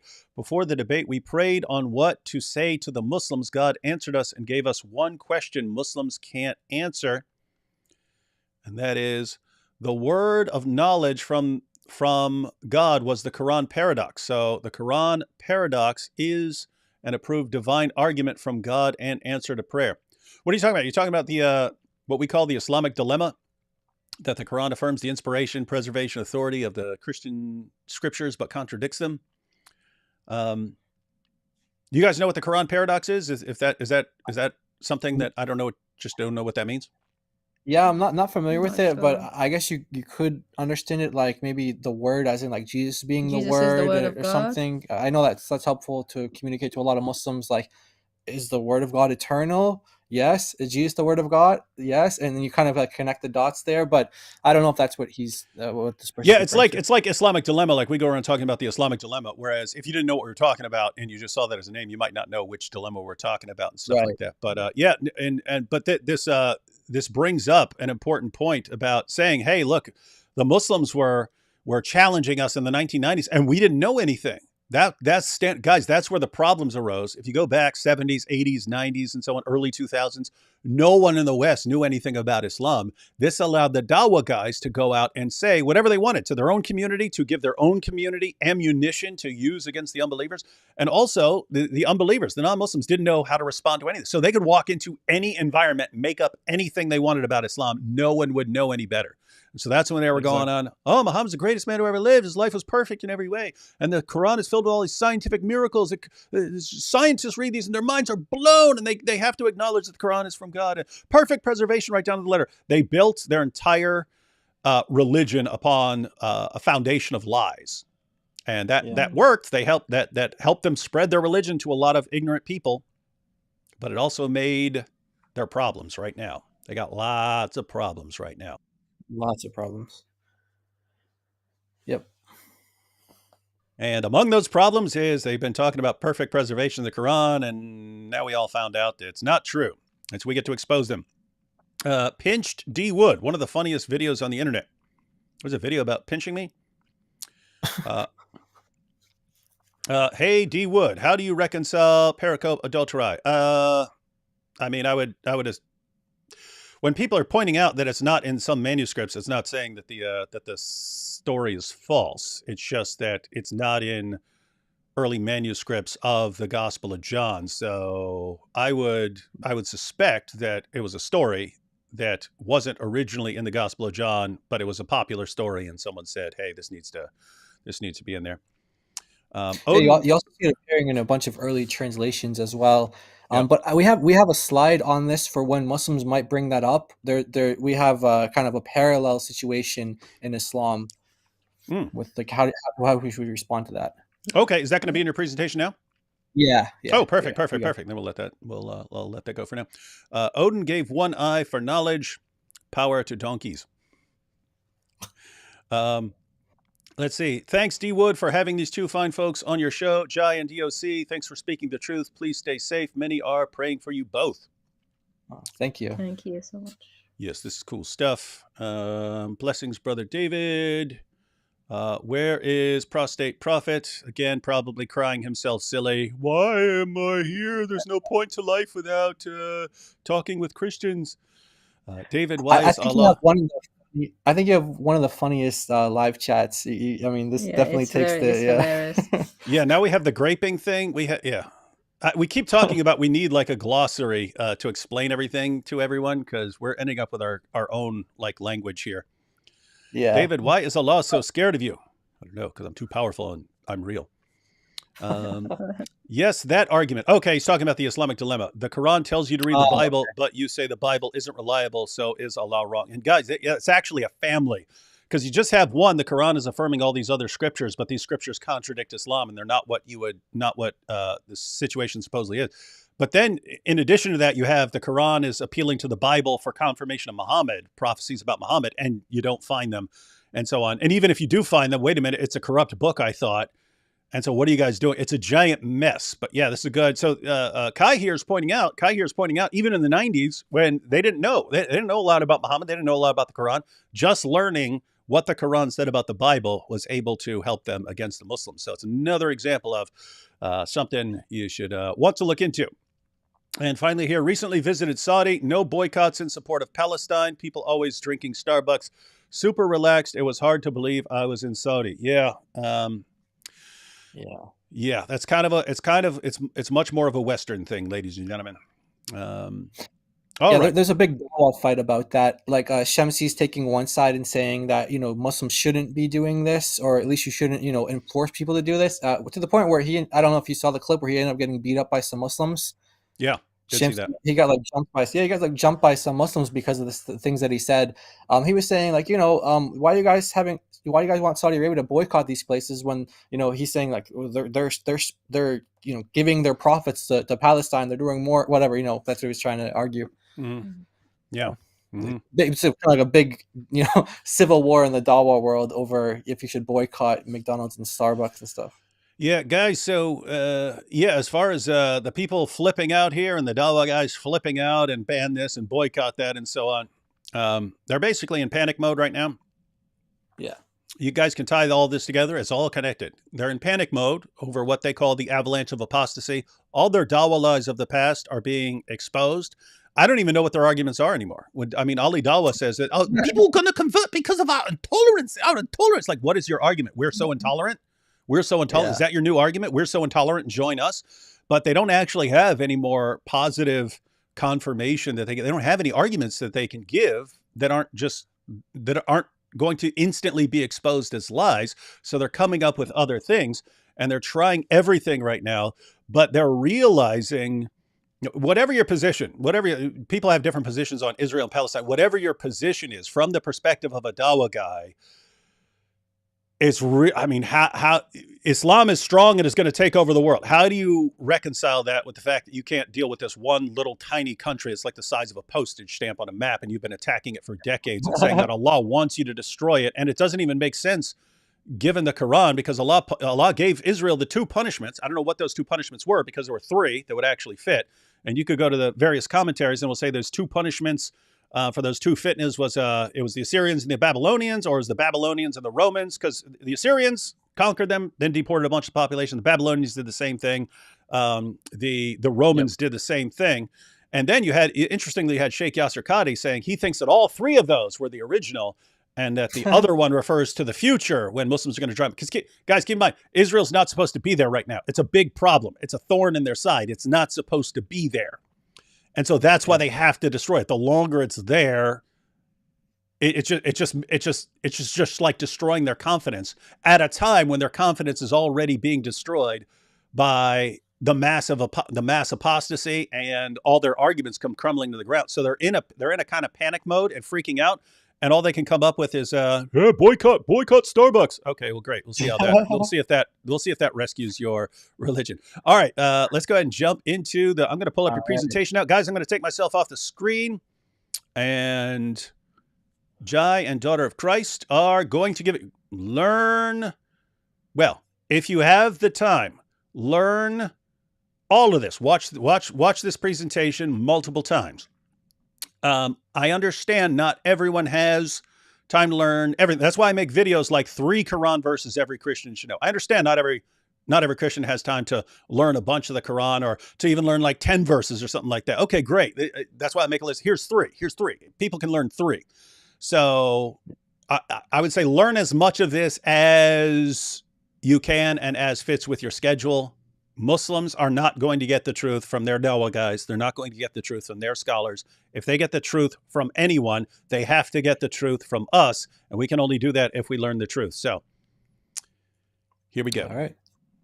Okay, so so just getting started, I wanted to show this graph here from Shadi Nasser where he shows like these different periods, these 5 canonization processes that have happened. So he has, the first one, Uthman. He doesn't, really count the Abu Bakr one. A lot of Western academics don't take that too seriously. So they go with Uthman. And then the second one, Ibn Mujahid, which is really what we're going to be focusing on in terms of who he was, his influence, and what he did, and the way that he viewed these variant readings of the Quran, because it totally differs from how Muslims view it today. So not even the variants themselves are problematic, but how the early Muslim scholars viewed these variants is problematic. And so he canonized 7 readings, which became known as the 7 canonical readings. He enforced them, and we're going to show an example for how he enforced these readings. He had political power, and this is in the 10th century, by the way. And he had, so we're talking like 300 years after Muhammad, and roughly. And he had this political pull where he sort of enforced his 7 readings. And then you go, one second, Jai, because this will be new for lots of people. So, sure. Yeah, on the so Muhammad dies 632, and then you have the first canonization. So this is Uthman, where he's burning all the Quran. So he finds out that there are all these differences, and that's actually going to lead to division and possibly civil war over the different Qurans. And so we've got to do something here. And so he canonizes, he has everyone hand over the Qurans, burns them all, and issues his authoritative Quran. But that's still within the lifetimes of many of Muhammad's companions. Then I'm looking at this date, the second canonization. So you're talking about, this is where they have these different readings of the Quran. And Ibn Mujahid says, basically, I'm picking 7. So he has some criteria for deciding which ones are. You'd think he'd have some criterion, but it's actually like another mystery to Muslim scholars why he picked the 7 that he picked, and why he only chose 7. So but we'll get into that. And what I find interesting in all this, and I would love to have Muslims explain this, because I do not know how they would explain this. Maybe you do. Maybe you do. Okay. But you have all of these things that are happening in the Quran. You have all these things that are happening in the Quran long after the time of Muhammad, and they affect how people read and understand the Quran from then on. And you wonder what sort of authority these people have. In other words, once Uthman decides this is the Quran, doesn't matter what Ubay ibn Ka'b said, doesn't matter what Ibn Masud said, doesn't matter. This is the official Quran. We're going to burn all the differences. Whatever people think about that, whether they think that this is, this refers to him getting rid of 6 of the 7 ahruf or whatever. It's like, what authority did Uthman have to do that to the Quran, to make those kinds of decisions for the Quran? Why did he have that authority? But in addition to that, you can at least say, well, this is a companion of Muhammad, and it's within the lifetimes of many of the companions. When you're talking about Ibn Mujahid, now you're talking about 3 centuries later. 3 centuries later, this guy's picking and choosing. We're going with this Quran and that Quran and this Quran and that Quran and this Quran and that Quran and this Quran. These are the Qurans. And you think, okay, well, he's like changing the course of history. From then on, people say, okay, these are the ones. These are the ones we have to go with. It's like, wait, Muslims, was this guy divinely inspired too? Is this guy a prophet? What divine authority does this guy have to say what the correct readings are and what the authoritative readings are? These are the things that bother me. Like Muslims today, they don't realize what they view as the Quran was influenced by a ton of decisions that took place along the way by just Muslim leaders and Muslim scholars, and a Muslim scholar or a Muslim leader decides this or that. And then the Muslim community has to adapt to it. And then Muslims today get to today and they think, you see, we have this perfect Quran perfectly. And it's like, wait a minute, what you have is based on the decisions of all these people who came along way after your prophet. Why do you believe that they had some sort of divine authority to make these kinds of decisions? That's the question. Because if not, then it's just some guy. It's just some guy deciding what you as a Muslim are allowed to read. And that decision, that guy does not go back to Muhammad. He doesn't have some sort of prophetic authority, and yet you treat it as if he has prophetic authority. Anyway, so it's wild stuff. Yeah, exactly. And I would love to hear Muslims answer those questions as well. So, but what you do notice that these people all have in common is that they all, like in the case of Uthman, like, he's the Khalifa, he's the leader. And then Ibn Mujahid, he had same sort of political power. He had these ties with the government. And so in some way, they were all, government instituted, canonizations. So yeah, it's a really good question. Like, so where's the divine aspect? It seems like they just had a lot of political power, and if someone else had the political power, well, they might have made a different canonization or done things differently. So after Ibn Mujahid, in the 10th century, you go a couple centuries later. Now we're in like the 12th century, and what these two people did, Adani and Ash-Shatibi, what they did is they took the readings that Ibn Mujahid canonized, the 7 readings. And so, for example, like, how it's like Hafs and getting his reading from Awesome. So, well, originally, Ibn Mujahid didn't put a cap on how many students per reader there were. So you could have like, let's say Awesome, he had like Hafs as a student, he had Shu'ab as a student. Let's say he had like 10 or 15 other students. There wasn't like a limitation there. So what these guys did was they limited it to just, okay, one reader has 2 transmitters each. So now Awesome can only have, like, he only has, Hafs and Shu'ab. He only has those 2 transmitters. So that's what they did. So they kind of limited. Yeah. Okay. So yeah, I didn't know that. So when we look at, when you look now, and anyone can look up the 10 Kirat, and when you look up a list, you'll see that if you have like a chart, it'll list the 10 Kirat, and then it will list 2 names after it. You're saying that this was another decision. This was another decision that we're going to have, that each one of these is limited to 2. What do you call them? Transmitters. 2 like transmitters. Okay. Yeah, you can say, or like readers or students or whatever. But yeah, so they're the ones who limited it to, okay, so for example, like the reading of Awesome doesn't exist in and of itself. You can only access Awesome through his students. So like Hafs is one of his students, Shu'ba is another one of his students. So to get this reading of Awesome, you have to go through one of his students. And so like I said, they had like multiple students, like maybe like 10, 15, 20 or whatever. And they were all saying Awesome said it like this, Awesome said it like this. So even one reader had different variations. And so what these guys did was they were like, all right, we're going to have to limit each reader to 2 each. The students, by the way, didn't agree. Yeah. The students of one reader would disagree. Exactly. So that's why they had to limit to 2. Yeah. So that's probably. So you're saying you have these 10 different Kirat, and then they had students, and those students wouldn't agree on the correct reading from their guy, from the guy that they're going with.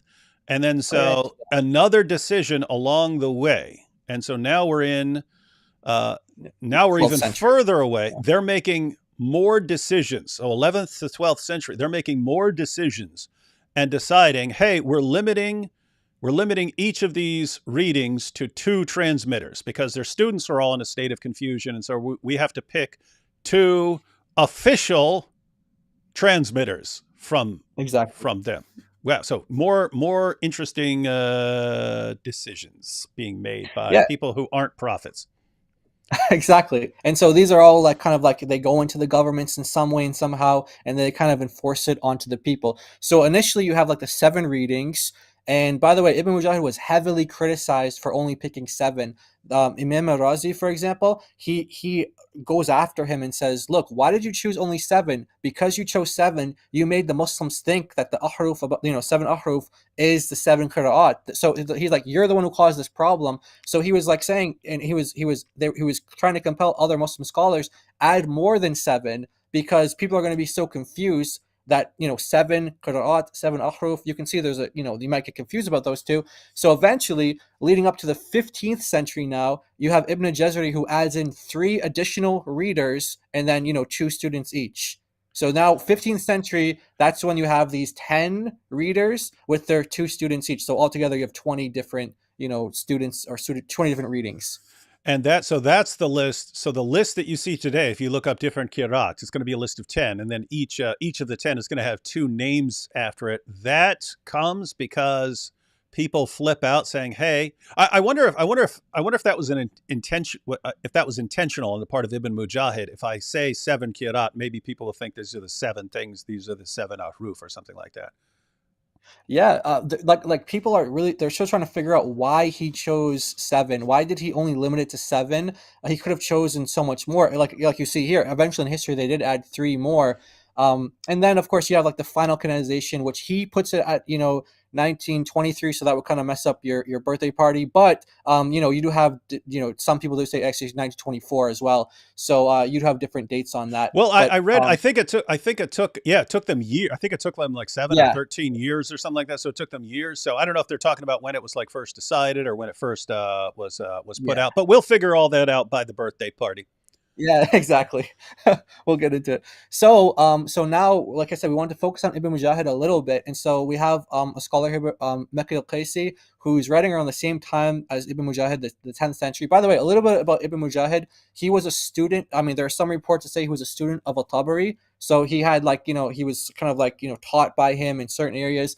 And so just kind of a side note on that. So Mekki al-Qaisi says here that different Muslim scholars have noted in their books that there are more than 70 readers, like more than 70 qira'ah, who are of higher rank and more virtuous status than these 7. So the 7 that Ibn Mujahid chose, there are people saying, "Wait, we have more than 70." And these are better status and higher rank. And so this kind of gets into a little bit of their view of the different readings, because today Muslims would say, oh yeah, all these readings are divine. They're all equally inspired by God. But back then they were saying things like, well, actually we have some that are of higher rank or more virtuous. So yeah. So hang on. So he's picking the ones, and the Qurans that Muslims believe in today are descended from those ones that are selected by Ibn Mujahid, but people are pointing out, wait, we've got better ones than these ones that you're picking. That's right.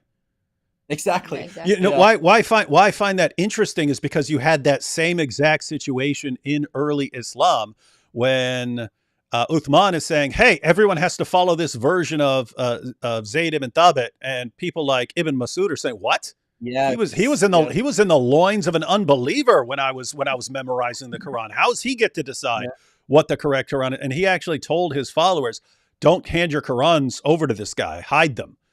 And so, but it's the same situation where Muhammad gives his followers a list. Here are the people you learn the Quran from. Then Uthman goes with someone else and says, no, we're going with this guy. And the original guys are like, wait, what? You going with him? Seriously? Yeah, and so it's the same situation years later. Hey, we're going with these. Wait a minute, you're going with those. We got better people to go with. Nah, we're going with these guys. It's wild stuff. Yeah, exactly. Yeah. So by the way, and when it comes to that committee that Uthman got together, 3 of the people in the committee were his son-in-laws, and then you have Zayd, and like you mentioned, Ibn Masud actually said, well, Zayd was just like a little kid. And by the way, in the Arabic, it says he was in the backbone of his father, because they believe that the sperm is in the backbone. So he's like, he was in the backbone of a kafir, and I was learning the Quran from Muhammad. Why do you want me to take his Quran? And so you had like these his 3 son-in-laws, and then you have Zayd, who were just children during Muhammad's prophethood or prophetic career or whatever. And you had all these senior companions as well, like you had Ali, you had Ubay, you had Ibn Masud, and they were just like they were rejected. And so Ibn Masud was the only one who kind of gave that vocal objection of like, okay, I'm not going to submit to this. And by the way, everyone in Iraq, everyone here, don't conceal your Qurans, don't give it to them, where this almost caused a civil war for the early Muslims. And then you could say like Ubay and Ali, they did object to it as well, like implicitly, because they continued to read their like mushafs of the Quran. They continued to read theirs, so they didn't like outright vocally object like Ibn Masud, but they did continue to read their versions. So there is some sort of implicit objection there. And by the way, I mean, think about it. It's just learning that that's exactly what you read straight out of the hadiths. That's exactly what you read straight out of the hadiths. Even knowing that should have given Muslims a clue that there's a problem going on here, that there's a problem. Because when Zayd ibn Thabit it was originally told by Abu Bakr, hey, compile the Quran. And when he says it would have been easier if he had told me to move a mountain. If the standard narrative about what happened back then were true, that you had all these companions, you had so many companions, hundreds of companions, they all had the Quran perfectly memorized and so on. If you told someone write the Quran, it's okay, you've got a lot of writing to do, but other than that, not too hard. I'm gonna have to write something down. It's shorter than the New Testament. It's not too bad, but you could pick any two of these companions, sit down, and they're gonna recite it. And you're gonna write it down. That should have, that's some work, but that's not like moving a mountain work. He considered it a total nightmare to try and compile the Quran. And then you have the burning of the Qurans, and then you have disputes among Muhammad's closest companions. And then, like, how does Uthman have the authority to decide who's going to be the guy who compiles the official Quran? What authority does he have to overrule Muhammad, who says, hey, learn it from Ubay ibn Ka'b and from Ibn Masud and so on?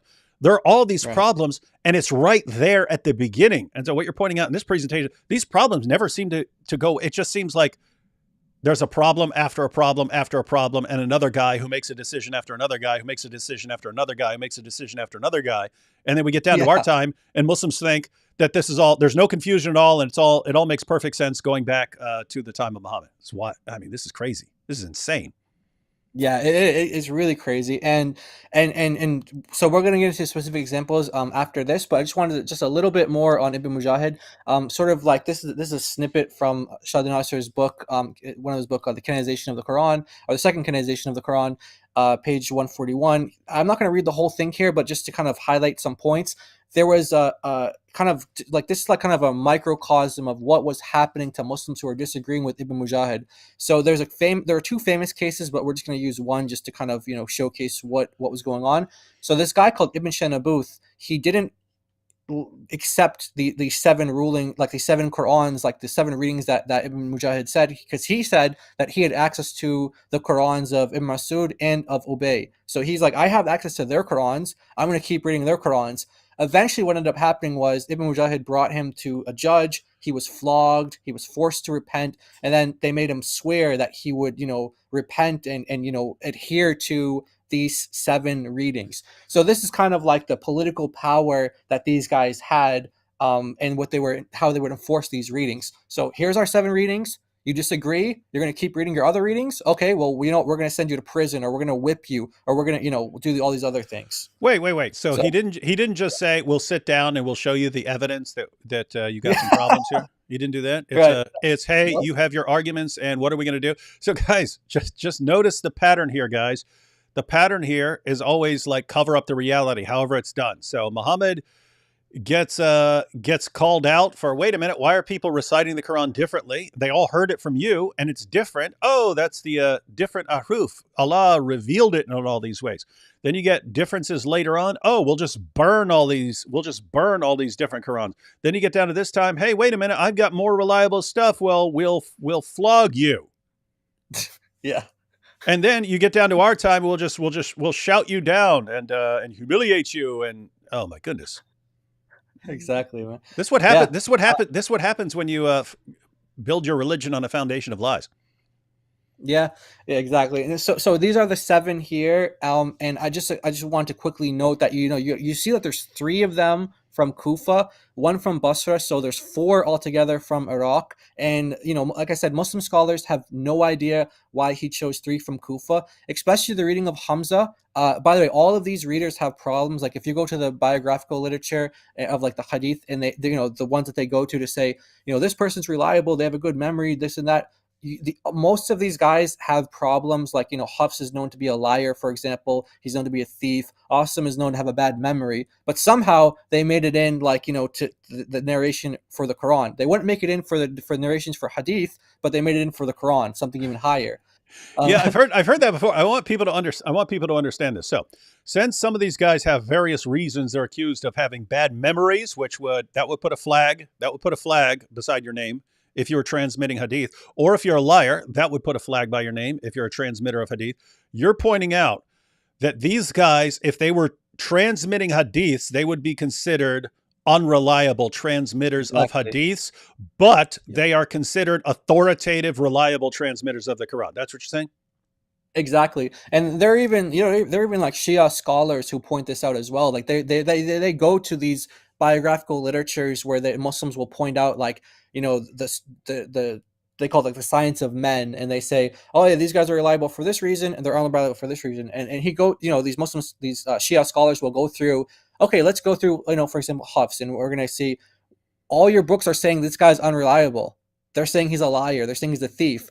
So you wouldn't accept him for any hadith, but you accept him for the Quran. And they just point out all these problems for almost all of these guys. Like Hamza is a really interesting case because many Muslim scholars consider this reading like to be like grammatically incorrect. It was like a horrible reading. They don't want to pray behind this guy, but somehow he made it in there because Ibn Mujahid canonized him to be in this list. But earlier, Muslims were like, no, we don't accept this guy. We don't like him, and he's actually a terrible reading. But now Muslims today are forced to say, oh, this is actually all inspired, all from God. This is amazing stuff. So when we go to how did Ibn Mujahid view these variant Qurans, he begins his book, the book here. His book is called Kitab al-Sab'a fi al-Qira'at, which means the book of the 7 readings. So he actually wrote a book about the 7 readings, and he said that he started out by saying people differed. Yeah. Just like anything in Islam. He said people differed in qira'at of the Quran, just the same way they differed in legal rulings and in narrations of the companions and their immediate followers. And he goes on to say, like, this is a mercy for the Muslims and all this stuff. But we just want to point this out to say the way he viewed variant readings is like how you would view different legal rulings. So you could probably think of a ton of different, like, maybe like the Maliki, like, or even like the apostates. Some of them say, okay, you have 3 days to repent. Some of them say, no, you have to get killed immediately. They wouldn't say necessarily that each of those rulings are divinely inspired, but that's just kind of their interpretation and their school of thought. That's how they would apply the law. So he's saying, like, just like you differ in laws and like your interpretation of what the Sharia is, well, that's also how these guys differ in their readings. And also how you guys have different hadith and different transmitters, you have differences there. Well, that's also how these guys differed in their reading of the Quran. So he wasn't saying things like, oh yeah, these are all inspired by God and these all came down and they're all divinely revealed. He's saying, no, they're kind of just like differences like you'd have in legal differences. And this is, the thing that keeps jumping out to me is how eerily similar this is to things that happened in the 1st century of Islam. People differed in the reading. That's exactly what was said in the hadith from Bukhari, where it's brought to Uthman that that people are reciting the Quran differently, and he needs to do something about it. It's like, what, yeah. you guys keep doing the same thing. Oh, people have all these differences. We can't actually make a case for this particular thing being the most accurate and reliable and to the exclusion of all others. So let's just pick something and enforce it and pretend that we're united on this. Exactly. So we're going to show a little bit about how he viewed the variant readings in some more detail, like in his book about the 7 readings.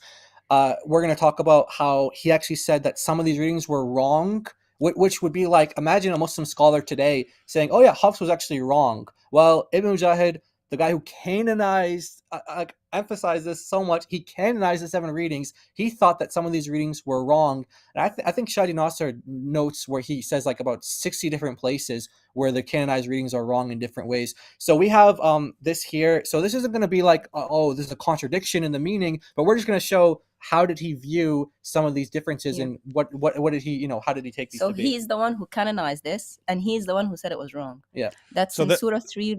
Yep. So the guy who decides, hey, I get to pick which Qurans are reliable and authoritative, and he's pointing out, hey, among these Qurans that I am selecting out of all the endless pile of Qurans we can choose from, I'm picking these 7 as the best and most reliable and authoritative. You're saying even he, with the Qurans he's choosing, is saying, yeah, but some of these Qurans have some problems with them.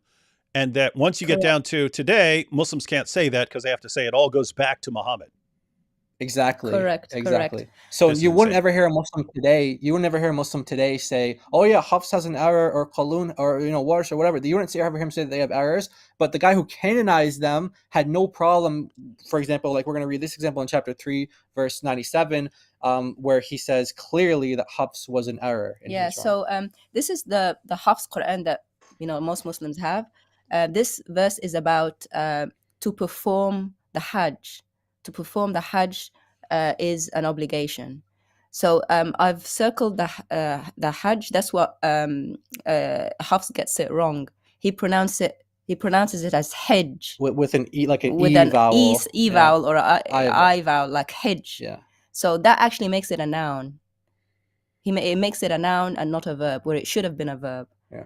So the correct word is actually Hajj with a A sound, but Hafs actually says it with an E sound. So we have one second. So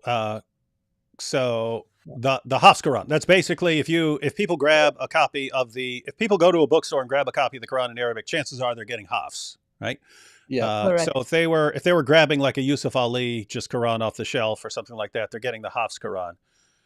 And so this is one of the, even though Hafs was considered a liar for various reasons and would have been considered an unreliable transmitter of hadith, since Ibn Mujahid said, actually, we're sticking with these 7, and he puts Hafs on the list, that makes Hafs one of the authoritative readings. But you're pointing out, even according to Ibn Mujahid, the Hafs Quran has problems. So you're saying this is a problem according to Ibn Mujahid himself. Ibn Mujahid is saying, hey, Hafs has some problems. Here's a problem where something is wrong. But even though Hafs is considered a liar, and even though Ibn Mujahid, who chooses Hafs and says this is one of the ones we're going with, and then you get down to our time in the 20th century, they say, actually, this is the main version. Matter of fact, it's the only version. That's the one we're gonna spread around the world. A Muslim today would not be able to say this is a mistake because of the way he's been indoctrinated by the Dawah clowns. He wouldn't be able to say that Hafs the liar got something wrong, even according to the guy who chose Hafs and selected Hafs as an authoritative reading. Even he said there are problems, but your average Muslim today could not say that this is a problem. Exactly. Correct. So actually, and it's a very a basic mistake as well. Like a mistake between a noun and a verb. Right. It's a very basic mistake. Like the sentence is meant to be, the duty of all men is to come to the house. To come, a verb. He says it as a noun. Yeah. And even his fellow student, Shu'ba, who also learned from Asim, he gets it right. Right. So again, Asim, now that, has been canonized to have just 2 transmitters each, 2 students each, he has Hafs and Shu'ba. They differ here. Yeah, they're different. Hafs is saying Hajj and Shu'ba is saying Hajj. Yeah. So this is so they're both claiming to get it from Asim. Yeah. But yet they're reading it differently, and so we have exactly what Ibn Mujahid said here, and essentially what Daughter of Christ was saying, exactly what he says here, is that this So by the way, when it refers, his name is Abu Bakr, and so sometimes in his books it just says Abu Bakr said. That's meaning like that's what Ibn Mujahid said. Yeah, so that's his first name. Yeah. So he said this is a mistake, and then as we said, Hajj is the verb, Hajj is the noun. So he's saying, look, this is a mistake. Hafs got it wrong. Yeah, the source is Kitab al-Sab'a fil Qira'at, his own book. Yeah. He says that he's wrong here. Yeah. So if you want to take screenshots or whatever, this is all translation of what he's saying here in the Arabic. Okay. Okay.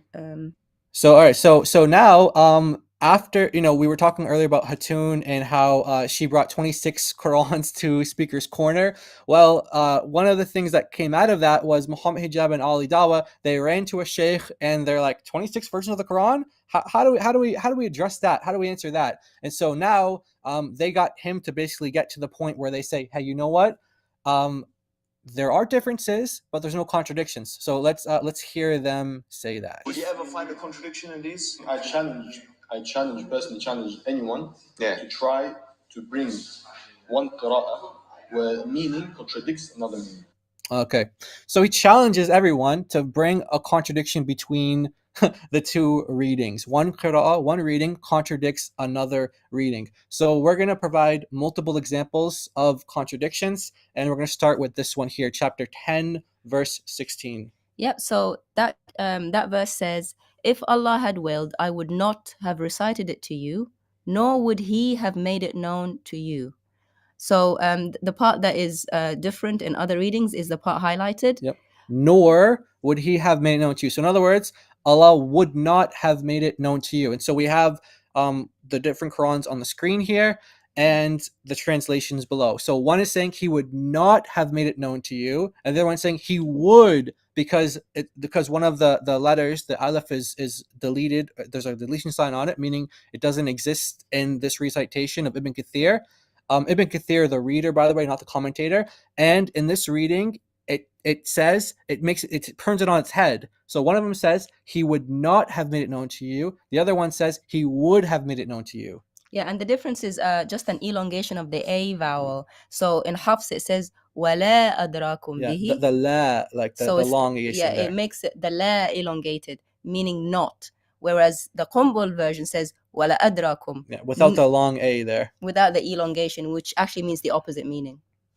So the takeaway here is the most straightforward way to have a claim contradict itself is to just add a negation, to add a not. Yep. Correct. So Muslims of the world, Surah 10, verse 16. You go to one version of the Quran and it's, he would have made it known to you. You go to a different version of the Quran, it's, he would not have made it known to you. Is that the same thing? He would have made it known to you. He would not have made it known to you. He would have made it known to you. He would not. Show one contradiction. Yeah, guys, are these the same thing? I will give you a cookie. I will not give you a cookie. I will give you a cookie. I will not give you a cookie. Those are opposites, right? Those are opposites. That would be a contradiction, wouldn't it? Yeah. What was the challenge? What was the challenge? So again, you want to play it again? Yeah, historical background for everyone. Yeah, let me just give the historical background. We'll watch that again. Historical background for years. Dawah clowns, like the two bookends here. These two bookends spent years, perfect preservation, right down to the letter. Only one Quran, not one letter's difference between any two Qurans. Where do they have to find out that is a lie? From Hatun, an ex-Muslim Christian woman who shows up to Speaker's Corner with 26, there are more. She showed up originally with 26 different Arabic Qurans, not 26 different translations, 26 Qurans, that each one was different from all the others in the Arabic. Then Muslims went into panic mode, and where do they go? Do they go to anyone who's going to give them reliable, accurate information? No. They go to the same scholars who know, according to Sheikh Yasser Qadhi, they know this doesn't work. They know there are problems, but they can't stop going to the same exact guys who've been lying to them all along. And their guy says, yes, okay, we got some differences, but no contradictions. No contradictions, so it's not a real problem, right? Exactly. But David, I challenge you. I challenge you. There we go. Let's hear it again. Would you ever find a contradiction in these? I personally challenge anyone to try to bring one qira'ah where meaning contradicts another meaning. Okay. Where the So meaning contradicts another meaning. And so what you have pointed out here is even among these variant readings of the Quran, here you have 10:16, he would not have made it known to you, or he would have made it known to you. He said there are no contradictions. So can we say challenge accepted and challenge met? Exactly. Yes, but we've got more contradictions. And we've got more. Uh-oh. So we came like with a couple of different commentaries as well, but we can just go to the next example here. So this is another example. Wait, you go back. Was that Tafsir Jalalain? I know he points out. Yeah. Yes, it was. Oh yeah, there you go. Yeah, just go ahead and read that for us real quick. Yeah, sure. Say, if God had willed, I would not have recited it to you, nor would he have made it known to you, nor would he have made you aware of it.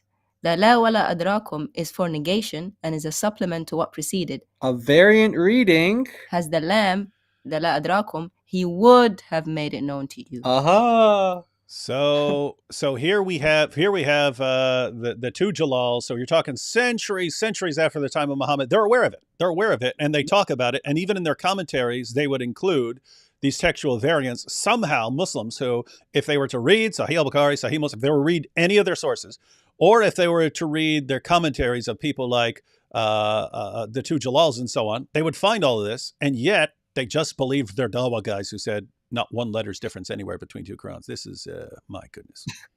Exactly. Yeah, exactly. So we have another one here about chapter 11, verse 81. And this is about the command that was given to Lot concerning his wife. Yep. So here's what the verse says. So the verse here says, the angel said, O Lot, indeed we are messengers of your Lord. They will never reach you. So set out with your family during a portion of the night, and let not any among you look back except your wife. Indeed, she will be struck by that which strikes them. Yep. So the key part here is accept your wife, and depending on how that's vocalized in the Arabic, and we're literally talking about a vowel difference, just a vowel, an A vowel and an O vowel difference, and it completely changes the meaning. So let's show what's going on here in the Arabic. So the majority of readers understand it to mean that Lot is commanded not to bring his wife. So when it says imra'ataka, the A vowel there brings it back to the part of the sentence referring to the first command, set out with your family except your wife. Yeah, you find that in the Hafs, the imra'ataka, it's a diacritical mark. Little dash on the top of the letter. And then the other readings, according to Ibn Kathir and Abu Amr, it says imra'atuka, tuka, not taka, tuka. And so that connects it to another part of the sentence. There's technical grammatical stuff going on here, but just for the sake of it, we'll just read what it's saying here. And it says, and not let any among you turn back or look back except your wife. So the except your wife is going back to another part in the sentence. And I don't know why I have you also. Can you go back to that? Because this one I've actually heard about before and I've talked about. I think the letter's difference there changes the case of that little accept your wife, and so the different case and the accusative case. So it changes. So there's a difference in whether it's the letter changes it from whether it's a nominative to an accusative, and the nominative or the accusative change what it's modifying. So so it's basically having the different cases. If it's one case, then accept your wife refers to setting out with your family. It's setting out with your family except your wife, meaning your wife is left at home. Your wife is left at home. But if you change a letter, it changes the case to where don't look back after you. So in other words, after you leave, don't look back except your wife. Your wife is going to leave, but she's going to look back, unlike the rest of you. And so the contradictory meaning would be, well, one of these things had to happen. Either she went out with them or she didn't. One of those things. So if you read it one way, if you read it in one version, Lot's wife stayed back. Everyone left except her. She stayed back in the city. And if you read it according to another version of the Quran, no, she went out with them, but she looked back. And so you have, if you read it one way, if you read it in one version, Lot's wife stayed in the city. She did not leave. If you asked, if you finished reading it, where was she? She was in the city. She died. She perished with the city. If you look at another version, no, she left the city. She perished because after leaving the city, she looked back. And these would be contradictory meanings. These would be contradictory meanings among reliable and authoritative hadith that don't contradict each other. I mean, Quran passages, yeah. Yeah, exactly. Yeah. So we have a scholar who actually admits to this contradiction as well. His name is Sheikh Ashankiti, and we're going to let Yasser Qadi introduce him because, you know, everyone loves Yasser Qadi. So, we all love him. The teacher of our teachers, Sheikh Shankiti. The teacher of our teachers. Oops, let's hear it one more time. The teacher of our teachers, Sheikh Shankiti. Okay, let's see the teacher of his teachers. What he says here. So he's a 20th century. He's taught, you know, someone, you know, big notable scholars like Bin Baz, like the Mufti of Saudi Arabia, Al-Uthaymin, well. Big scholars, big names. And so yeah, like Yasser Qadi says, he's the teacher of their teachers. And so he actually admits in his book here, in some of his gatherings that were written down, that there is a contradiction. Yeah. So in the first paragraph, he explains it how you like the grammatical, like how you explained it, David, the accusative and the nominative. Yeah. And then in the second paragraph, he says there is a contradiction. Muta'arid is the word in Arabic, which actually means contradiction, clashing, incoherent. Yeah. They're not harmonious. Yeah, inharmonious, exclusive to each other. Because of one command saying she should leave with the family and the other command saying she should be left behind. And that's what he literally says at the end here. He says one of them says that one of them indicates that she is going to travel. The other one says she's not going to travel. So he explicitly calls it a contradiction. So this is a Muslim scholar, more modern as well, like 20th century. Like Yasser Qadi said, he's the teacher of their teachers. And he's admitting that, yes, this is a contradiction between these two in this example here. So we can say that the challenge of finding guys, I understand that this would be new information for some people. So we want people to get the main idea. Yeah. For many years, the claim was perfect preservation. There are no differences. You could never, and if you could spend your entire life looking, you would never find two Qurans that differ in even one letter. That claim was completely, utterly, totally false. It was only made as a claim because the Dawah clowns realized that people in the West don't know anything and they can make things up. And they understood that your average Muslim doesn't know anything about the history of the Quran, so they can make things up to give them a kind of false confidence in the Quran. When that claim started to be exposed by showing that there are different versions of the Quran, the response came, but these somehow all go back to Muhammad and they complement each other. They're giving you a deeper understanding with the different readings and they don't contradict each other. So we just saw Muhammad Hijab and Ali Dawah going to a scholar. How do we account for these differences? But they don't contradict each other. And here you have a Muslim scholar. Yeah, we got a contradiction right here.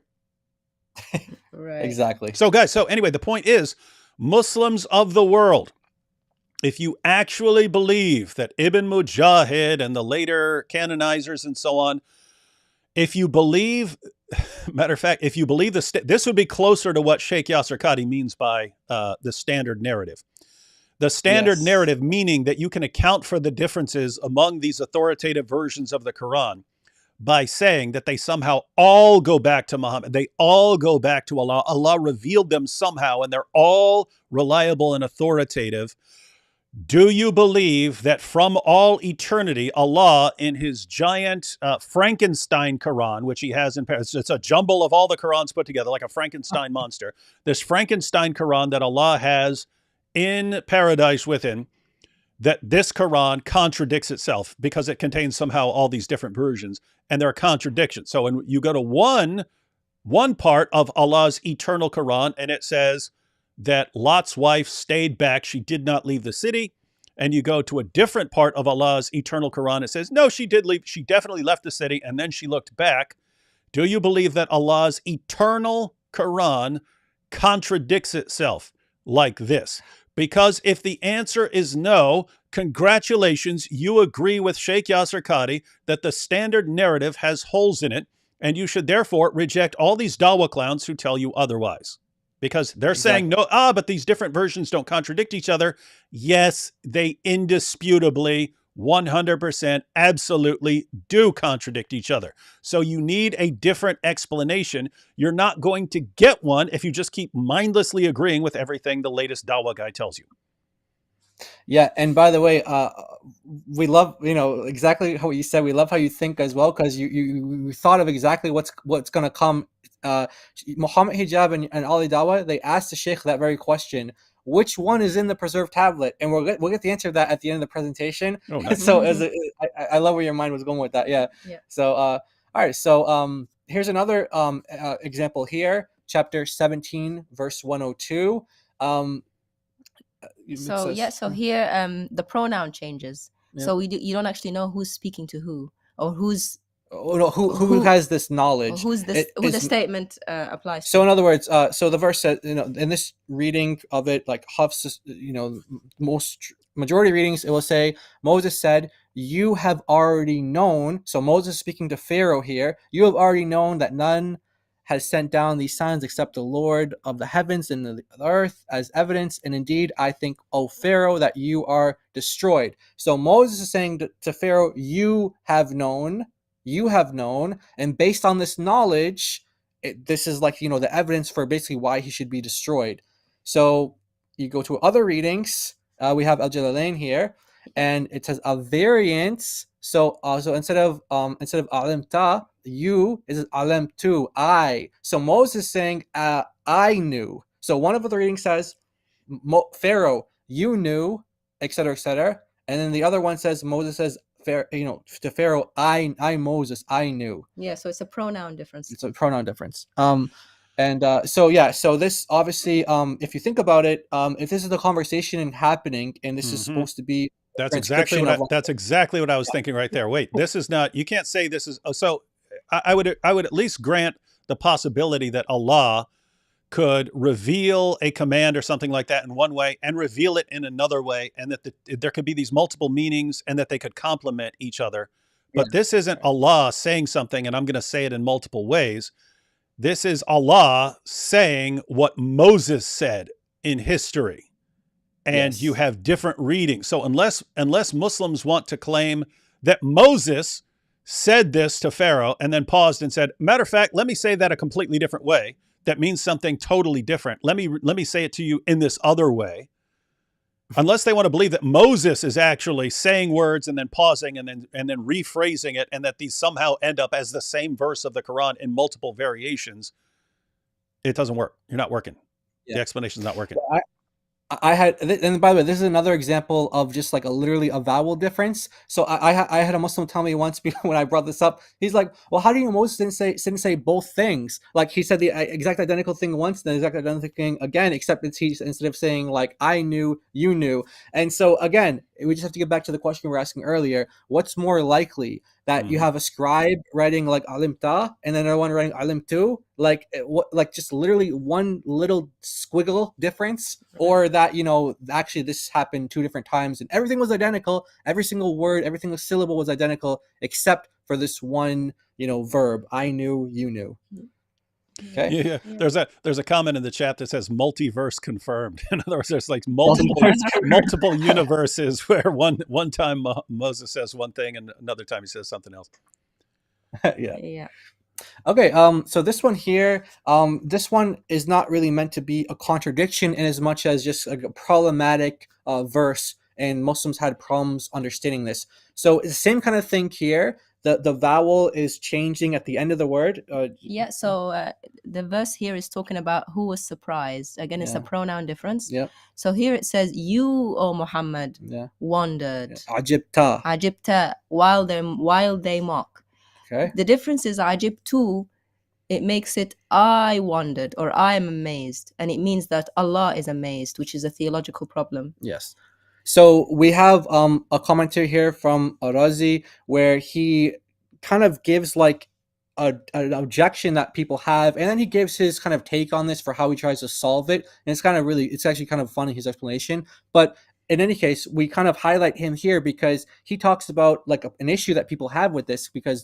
So in other words, we have one reading says, Muhammad, you were surprised. Another reading says, Allah, I was surprised. And so they're like, okay, this reading with the Dhamma, which is like the Allah was surprised, they're like, you're attributing to Allah something that's impossible, because surprise only occurs in a state of ignorance. And so this is a problem that Muslims have, and you have different commentaries who, we were reading another commentary earlier, we didn't include it in here though, where one of the readers, one of the Muslim scholars or jurists or whoever, I think it was a scholar of Islam, he said something to the effect of, you know what, it's impossible to attribute ignorance to Allah, so this reading is impossible, it doesn't work. And so, like I said, he comes up with his own explanation for how this works, but this is just a meaning difference here. Was Allah surprised, or was Muhammad surprised? Or, were they both surprised? Yeah, they would have to both be surprised, according to Muslims who think that they all complement each other. Allah and Muhammad together were very surprised. Exactly. Yeah, notice they say it's impossible. They don't say it's divinely inspired. They don't say it's this way and that way. We have a chain back to Muhammad. They don't say it's a ahruf. They say it's impossible. Yeah. So he's giving like an objection that people are having, and he's like, all right, well, and it's a canonical reading. It's one that was two canonical readings. Yeah, that they were chosen. Yep. So these are in the chosen. Hey, you could if I were to take this clip and cut it and post it as a separate video, it would be, Allah is shocked to learn, or something like that. Right. And you would be right. Such and such shocks Allah. Yeah. Exactly. Yeah, exactly. By the way, the reading is called Khalaf from Hamza. Yeah, Hamza. Yeah, one of the readers here. Okay. And so this one is a very well known example. This is in chapter 1, verse 4. So, like, the king of the day of judgment, or the owner of the day of judgment. So Maliki Yawmiddin. So everyone who's kind of familiar with this topic, they've heard of this. But what's really interesting is what At-Tabari says about this. So he kind of represents this early kind of Muslim, 10th century Muslim, and how they understood these variants. So the first reading, he says, like this reading of king, so Malik, this reading, he says, is the more correct reading in my interpretation. Then my interpretation is that the first one is the more correct reading.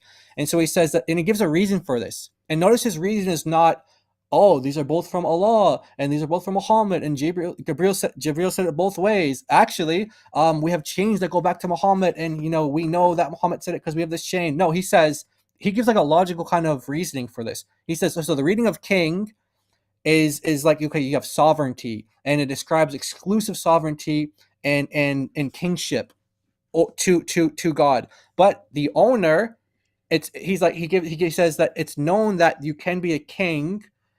You can't be a king without being an owner, but you can be an owner without being a king. Right. So he's saying. So by the way, Muslims, 95% of Muslims are reading Hafs that says Malik. At-Tabari is saying that's the inferior reading. So it'd be like, Muslims want us to believe that these are all divinely inspired, and that these all kind of are all equally inspired here. Well, if At-Tabari believed that would be like the equivalent of a Christian saying, Mark 1:1 is more correct than John 1:1. No, you wouldn't ever say that as a Christian, because the Bible is inspired by God, all equally inspired. It's not like one part's more inspired than the other part. But here, At-Tabari is saying, actually, this one is more correct. So we just want to kind of highlight how early Muslim scholars took these variants, and they weren't saying, oh, these all came from Allah. Actually, they would argue based on kind of their logical reasons, like you can be a king. If you're a king, you're automatically an owner, but if you're an owner, you're not automatically a king. So therefore, this reading is better. And also, why are they using logic when Muslims keep telling us that it's the oral tradition that has preserved the Quran? Now they're trying to work out which one's better by using logic rather than the transmission chain, the oral tradition, how they heard it from others. Yes. They're trying to work it out with their brain about what's better. And that's very interesting that you have all these. So you have all these differences in the different versions of the Quran, and it's not a case of let's do textual criticism and try to figure out which is most likely to have gone back to the original. It's just, this one doesn't make any sense. Exactly. Or this makes more sense. So let's go with this one. But the interesting part is some of the decisions that they're making centuries after Muslim scholars have decided what authoritative Islam teaches. And so I'm not talking about this one specifically, but you have later generations of Muslims who are deciding which reading to go with. And by that time, they've all been influenced by centuries of Islamic thinking and whatever their group is, and whatever their group is, and whatever their sect is, and then they get to decide, well, this one doesn't make any sense here, and so we can say, which by the way, just so everyone knows, from the perspective of textual criticism, if you had two passages, if a textual critic is reading two passages, and one fit the later theology better, the textual critic, if everything else was equal, would favor the one that's a bit more awkward. Would favor the one that's a bit more awkward, because he would say, okay, we understand why this other variant would arise if people would think, because people were reading it and they said, oh, it doesn't make any sense, so let's change it. They would understand why a variant arose, which they would think it's more confusing to say we had one that made perfect sense and then we changed it to something that was more confusing given theology. And so it's actually the reverse. But you have here guys just saying, okay, this makes no sense. It makes no sense to say it this way. Yeah, right. Exactly. And so Al-Tabari, because he lived in a time, a little like he was contemporary to Ibn Mujahid, like we mentioned earlier. There are some reports that say Ibn Mujahid was one of Al-Tabari's students, but he was living in a period before these 7 readings were canonized. So Al-Tabari himself, he actually had his own book of 20 readings, but that has been lost to history. But he references it throughout his commentary. So he had his own canonization, like his 20 readings that he accepted, and he gave whatever. We don't really know what it says because it doesn't, we don't have it anymore, but he references it throughout other works that he has. And so what's interesting is that what later became the 7 canonical, and then eventually like the 10 canonical, 15th century, 10 canonical, and then the true transmitters for each reader, he actually rejects a number of these what later became canonical readings. And he gives multiple reasons, like, oh, this one's grammatically awkward, or this one doesn't make sense, or this one is not really that well known. But later on, these ones became, canonized, and Muslims are like, oh, these are all divinely inspired. Well, Al-Tabari didn't think that. He didn't know that. Well, it's also interesting because textual critics, if they saw one version is awkwardly worded and the other one is smooth, they would actually favor if everything else is equal. And if they had other reasons to factor in, then that would be one thing. But if they had just two versions, if they had a textual variant, and one was more awkwardly worded than the other, they would say, well, the awkwardly worded version probably goes back to the original, because it would make more sense for a later scribe to say, let me smooth this over, than it would be for a later scribe to say, well, let me make this a bit more awkward sounding. Exactly. So it's just interesting. It's just interesting that they're doing things the opposite way sometime from the way a textual critic would do them. Yeah, exactly. Excellent point. Yeah, I mean, that's a great parallel to kind of think about how to think about these things and like textual criticism. And so here's one that's also kind of well known as well, but we want to kind of show how these 2 extra chapters that were attributed to Ubay, he had in his mushaf, were actually not just him, but there's multiple companions that had these 2 extra chapters. So this is what I was referring to earlier. Well, like when a Muslim brings up, like, the woman caught in adultery, or they bring up like the ending of Mark, or like 1 John 5:7, and they want to debate you about that. Well, okay, give them your answer, give them your position on it, but then say this to them. Okay, so you have some Qurans that have like 111 chapters. Some of them have 114. Then some of them have 116, and so you have like 5 disputed chapters in the Quran. 5 disputed chapters. And so these are 2 of them here. So some companions accepted them, and some of them took them away and didn't, accept them. So these are 2 small surahs that don't appear in the Quran today, the Hafs Quran. One is called the Al-Hafa. Or the Uthmanic in general, right? Yeah, the Uthmanic, the one that have the Uthmanic. Wait, so just to clear, because again, you guys, a lot of people here know exactly what you guys are talking about. A lot of people, this is new information for. So just to be clear, Muhammad told his companions, according to the hadith, he told his companions, if you want to learn the Quran, learn it from these 4 people who are considered his best, according to him. And on that list of people, you had Ibn Masud, and you had Ubay ibn Ka'b. And later, we have records of what their Qurans were like later on. We don't have copies of them anymore, but we have records of what their Qurans were. And the Quran that Muslims use today is descended from the version of Zayd ibn Thabit. So he's chosen by Abu Bakr, and he's chosen by Caliph Uthman. His Quran that was sent out as the authoritative Quran by Caliph Uthman has 114 chapters, but 3 of those chapters, Surah 1, Surah 113, Surah 114, were prayers. And you had Ibn Masud. He didn't want prayers in the Quran, because he said, what are you talking about? The Quran is Allah talking to us. It's not us talking to Allah. These prayers are us talking to Allah. It makes no sense. These aren't part of the Quran. Then you had Ubay ibn Ka'b. He had Surah 1, Surah 113, Surah 114. He had these prayers, but he had two additional prayers in his Quran, and Zayd seems to have taken a middle approach. Okay, I'll keep 3 of the prayers and not these other 2. And so these are supposedly the 2 chapters of the Quran that Ubay ibn Ka'b had in his, but Ibn Masud didn't have in his because he rejected all the prayers, and they're not in today's Quran because Zayd ibn Thabit kept 3 of the prayers, but not all 5. These are the remaining 2 that, according to Ubay, who was, according to Caliph Umar, the top reciter of the Quran and one of Muhammad's 4 chosen people to learn the Quran from, he said this is the Quran, and Zayd didn't. This is what we're dealing with right here? Exactly. Yes. Okay. Yeah, you got it. 100%. Yeah. So these 2 surahs, Muslims will not know them. They're called Al-Hafad and Al-Khala. You won't find them in any Qurans that you buy in the bookshop today. You will only find them if you read certain classical books, like we will mention, some scholars that actually do put the stories of how these surahs were in those Qurans. Yep. This is, just want to give the reference for the source here. So this is one of the Jalals, famous commentator Al-Jalalain, one of the Jalals, As-Sayuti, Jalaluddin As-Sayuti. This is from his book here, where he gives these references that we're about to quote. And the book is called the Durr al-Mansur, Volume 8, page 695, the online version. He says that those 2 surahs, it was told to us by Musa ibn Ismail that we read it in the Mus'haf of Ubay, like you mentioned, David. They're both in Ubay's Mus'haf. And here it says what these verses were. Oh Allah, we seek help and forgiveness from you. And they said that this is now a surah.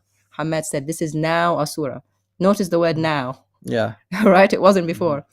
And he mentions the other surah again in the blue. Oh Allah, we worship you, we pray and prostrate to you.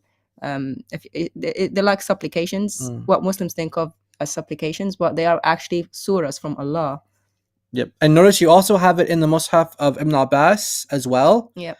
So you have it in Ubay, you have it in Ibn Abbas, you have it in Abu Musa al-Ash'ari. You also have it of Anas as well. Yeah, and Anas ibn Malik. There's a very important quote here at the bottom. Anas ibn Malik was a very close companion of Muhammad, said, by Allah, the 2 surahs were sent down none other than from heaven. Wallahi in anzalata illa min as-sama'. Yes. Meaning that they are from Allah, but you will not find them in the Quran today. Yes. So all these companions saying these are definitely the Quran. These are in our Quran. They're from none other than from Allah, none other from heaven. Right. And there you go. So yes, they're lost now. In fact, there's a Islamic scholar, non-Muslim but Islamic scholar by the name of Sean Anthony who has a paper written on this. You can find it online, download it for free on academia.edu, and he actually has it titled "The 2 Lost Surahs." And he goes through all the sources and basically concludes that this should be considered as the corpus of within the corpus of the Quran. All these companions and more actually believed it was part of the Quran. Yep. Anything you want to say, David?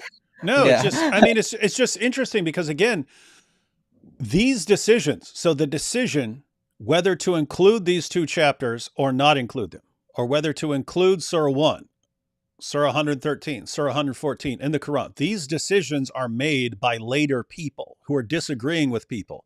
And the people who are disagreeing, like Ibn Masud disagreed with Ubay ibn Ka'b. They disagree, but they're both on Muhammad's list of the people that are the most reliable and authoritative teachers of the Quran. So it just for me, it connects to what Sheikh Yasser Qadhi is saying. He's saying even today, our greatest scholars do not understand what to do about this stuff.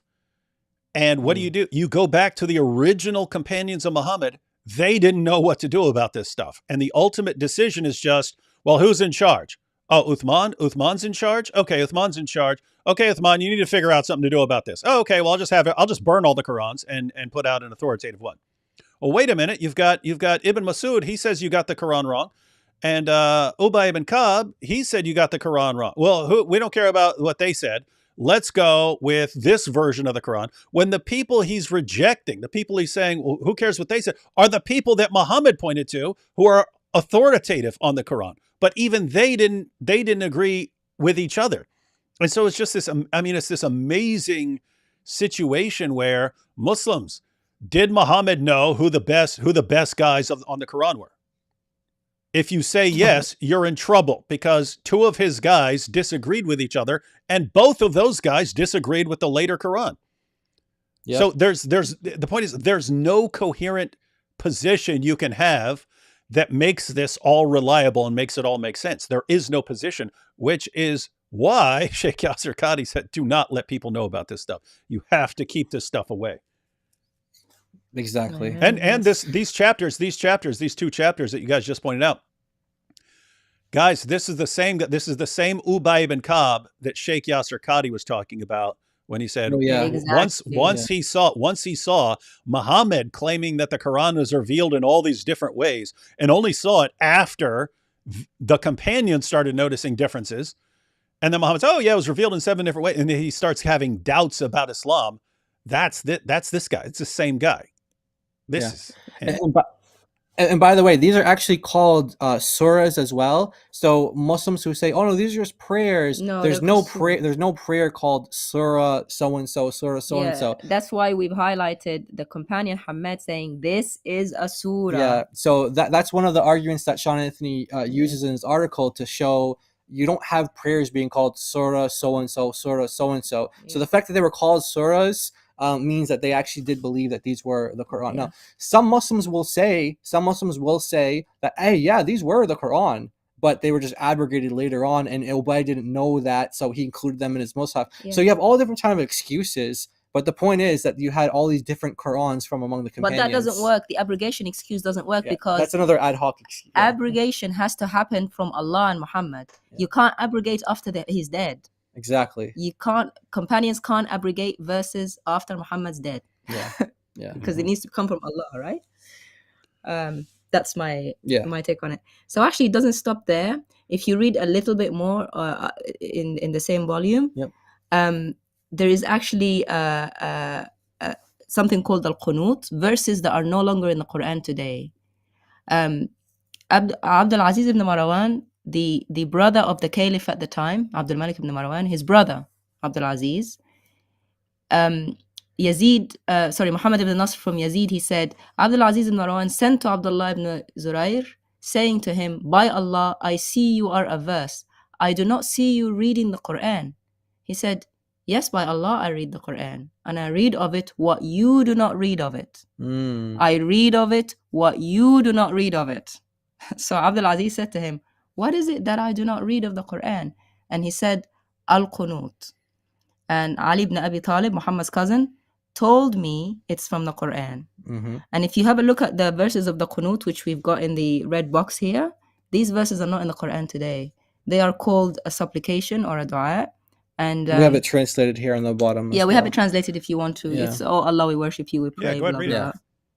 Yeah, go ahead. It says, oh Allah, we worship you, we pray and prostrate to you and seek you earnestly. We hope for you your mercy and fear your torture. Indeed, your torture will befall the disbelievers. These are the verses that are there. So this was considered part of the Quran according to some companions, like Ali, for example. Yes. So that's from Ali, Muhammad's cousin, and he heard it from Muhammad, and now it's not in the Quran. And also notice that another companion called Abu Abdurrahman al-Sulami, Yeah. He used to recite those verses to Muslims, and he said that Ibn Mas'ud, one of the people that you mentioned, David, Yeah. who Muhammad said to get the Quran from, he says that he heard it from Muhammad. Exactly. So Abu Abdurrahman al-Sulami heard it from Ibn Mas'ud, who heard it from Muhammad. And Abu Abdurrahman is a very important figure because he's in the chain for Hafs. So in the chain, it goes Hafs, it goes Asim, Abu Abdurrahman, and then it goes to the companion, it goes to Uthman, Ali, Zayd, Ubay, and then to Muhammad. So that's he's in this chain, and yet he differed with Hafs on what the Quran actually consists of. Yeah, so if you open the Quran, you see this, some of the Qurans today, the Hafs, you see this chain here. They're crazy. They put this guy's name in the chain, Abi Abdurrahman, and then you read about him. He was reading completely different verses that are not in the Quran today. Yeah. So just to be clear on what you just said, so if people were to do what the version of Isnad criticism with the Quran that similar to what they do with the Hadith, you want, hey, where's this coming from? Show us the names of who's getting what from who. So it's Hafs, he's getting it from Asim. He gets it from this guy, Abi Abdul Rahman, and you're saying that guy had a different Quran. Yep. And also what's also interesting as well, and maybe we can come back another time to talk about this kind of chain of narration mess, because it's a huge problem. We can give all the references for Hafs being a liar and all that stuff. But just kind of a note on this, it says that Abu Abdurrahman learned it from Uthman, Ali, Zayd, and Ubay. But there's a hadith that's authentic that says he didn't learn the Quran from Ali. So there's a hadith that contradicts this chain that the Muslims consider to be authentic. So there's other holes in this in the narrative. Yeah, this chain is. It seems like all there is holes. Yeah, exactly. I mean, even if you go by one way, you find holes. You go another way, you find holes. Yeah, this guy recited, and he was teaching people these verses as of the Quran. That he was telling them this is the Quran. Yeah, and we don't find those verses today in the Quran. This just looks like a giant mess. Yeah, absolutely. It is. It looks like a huge giant mess. And guys, you can see, everyone watching, do you understand now why Sheikh Yasser Qadi is, don't stop talking about this. Stop talking about this right now. All it's going to lead to is doubts. And Muhammad Ajam, no, we have to clarify it, get to the bottom of this. Take my class. Just take my class, dude. Talk to me afterwards. This is a huge, giant mess, especially for anyone who's claiming like perfect preservation right down to just imagine you've just gone through some examples, but Muhammad's companions couldn't agree on what's supposed to be in the Quran. You go to one guy, it's 111 chapters. You go to another guy, it's 116. You go to the one that became authoritative, it's 114. You've got Muhammad saying that there are these different aruf. It's revealed in these different ways. Okay, let's burn everything, cover up all the differences. That's what Caliph Uthman did. We're going to burn them all. Yet they end up, even after that, with all these differences. Sometimes, and you end up with lots of differences. And then you get some guy who comes along and says, actually, I'm going to pick these 7. And then people are coming along later. Why are you picking those 7? Those 7 aren't, you didn't even pick the best ones or better ones than those. And 7, why'd you even pick 7?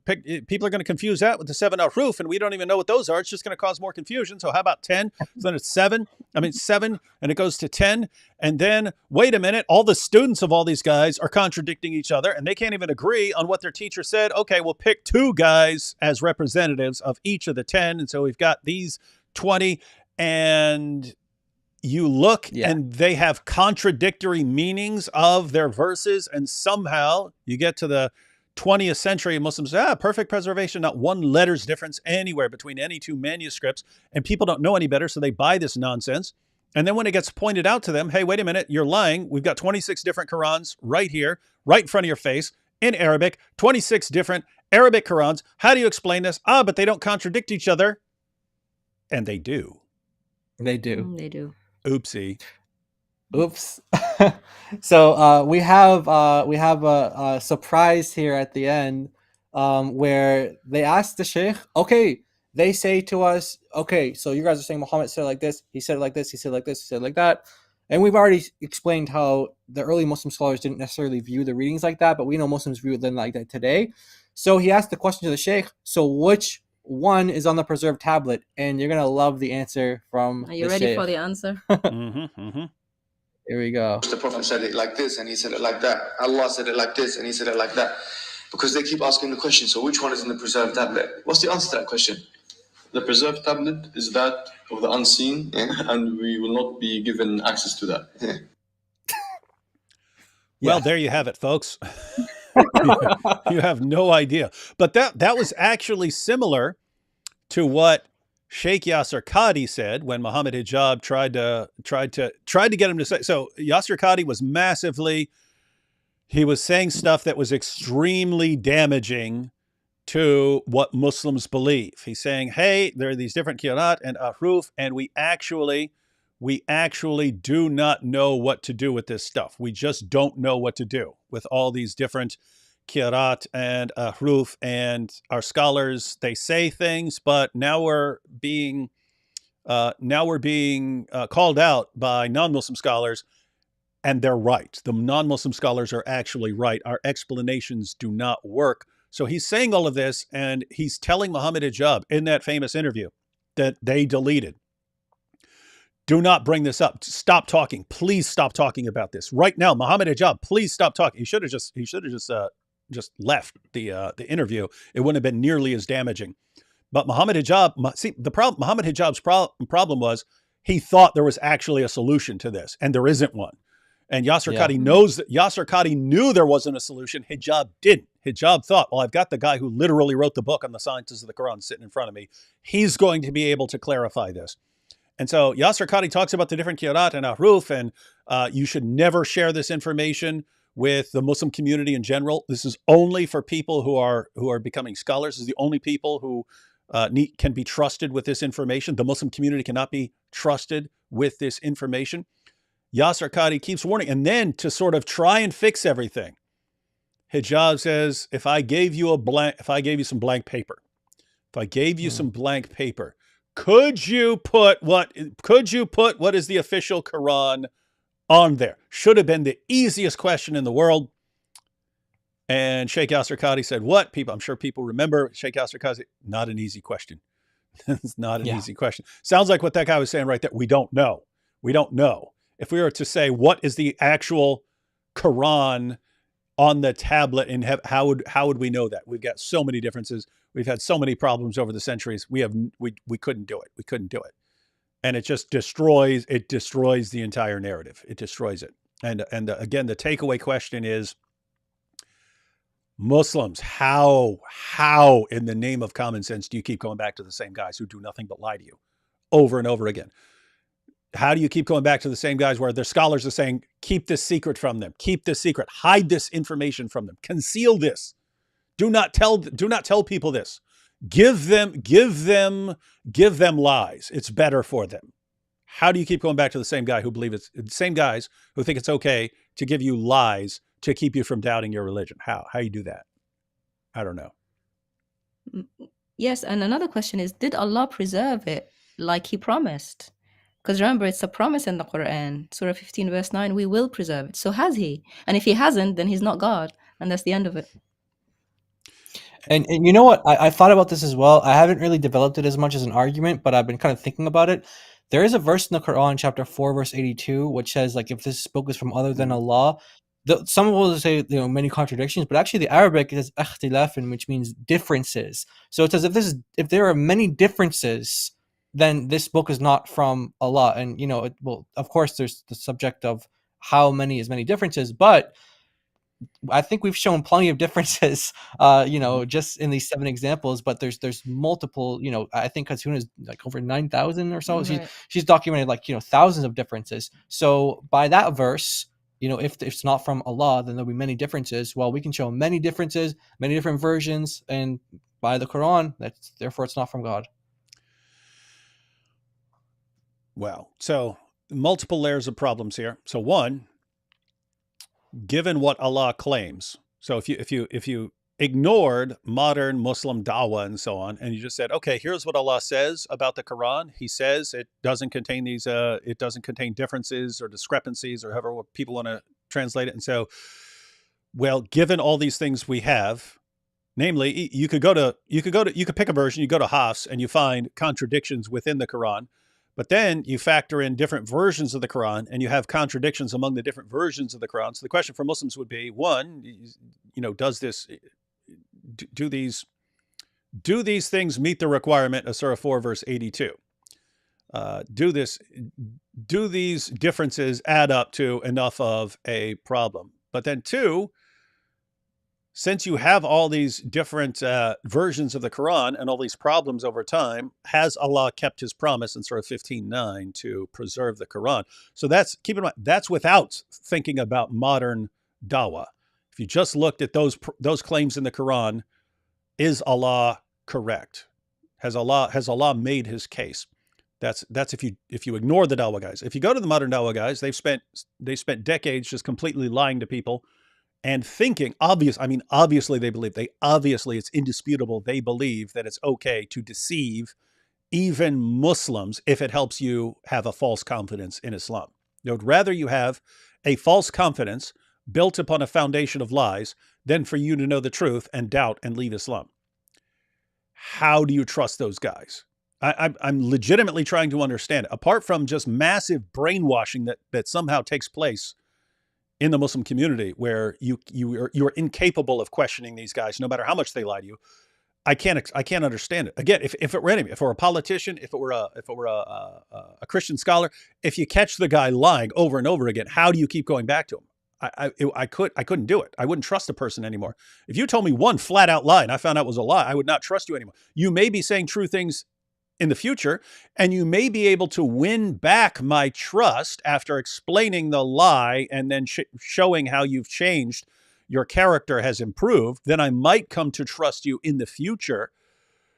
But if I catch you lying and then you tell me another lie and then you tell me another lie and then you tell me, why would I trust you ever? I don't. And yet the entire dawah community, I've never seen, guys, I've been to prison. I've seen every con man, grifter, liar you can think of. I have never in my life seen people who lie as frequently and with as little concern for being exposed as the dawah guys. No one can hold a candle to them. Everyone else, when they lie, they try to make sure that people can't expose their lies. That's sort of fundamental to lie. The dawah guys, they just don't care because they know their community will never hold them accountable for their lies. This is massively dysfunctional.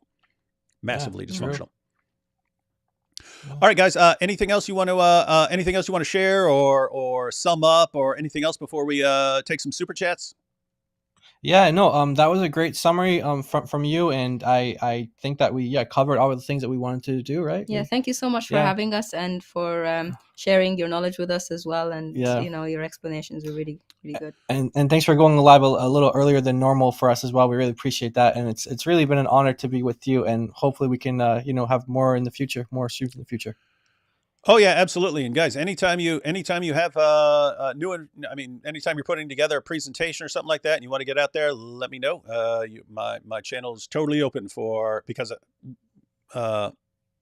we know how important this is. The dawah guys are clinging to some versions of some argument. They're trying to hold things together.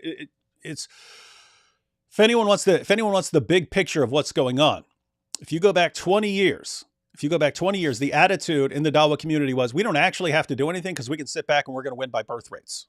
So Islam wins. We're just trying to speed it up a little with the dawah. We're trying to speed up the victory of Islam with our dawah. So we're going to keep lying to help us spread Islam even faster, but we don't actually need to. We don't need to do anything. We win by birth rates. Then you ended up with, in recent years, the avalanche of apostasy. So the apostasy rate among young Muslims goes from close to 0 to 24% in about 15 years.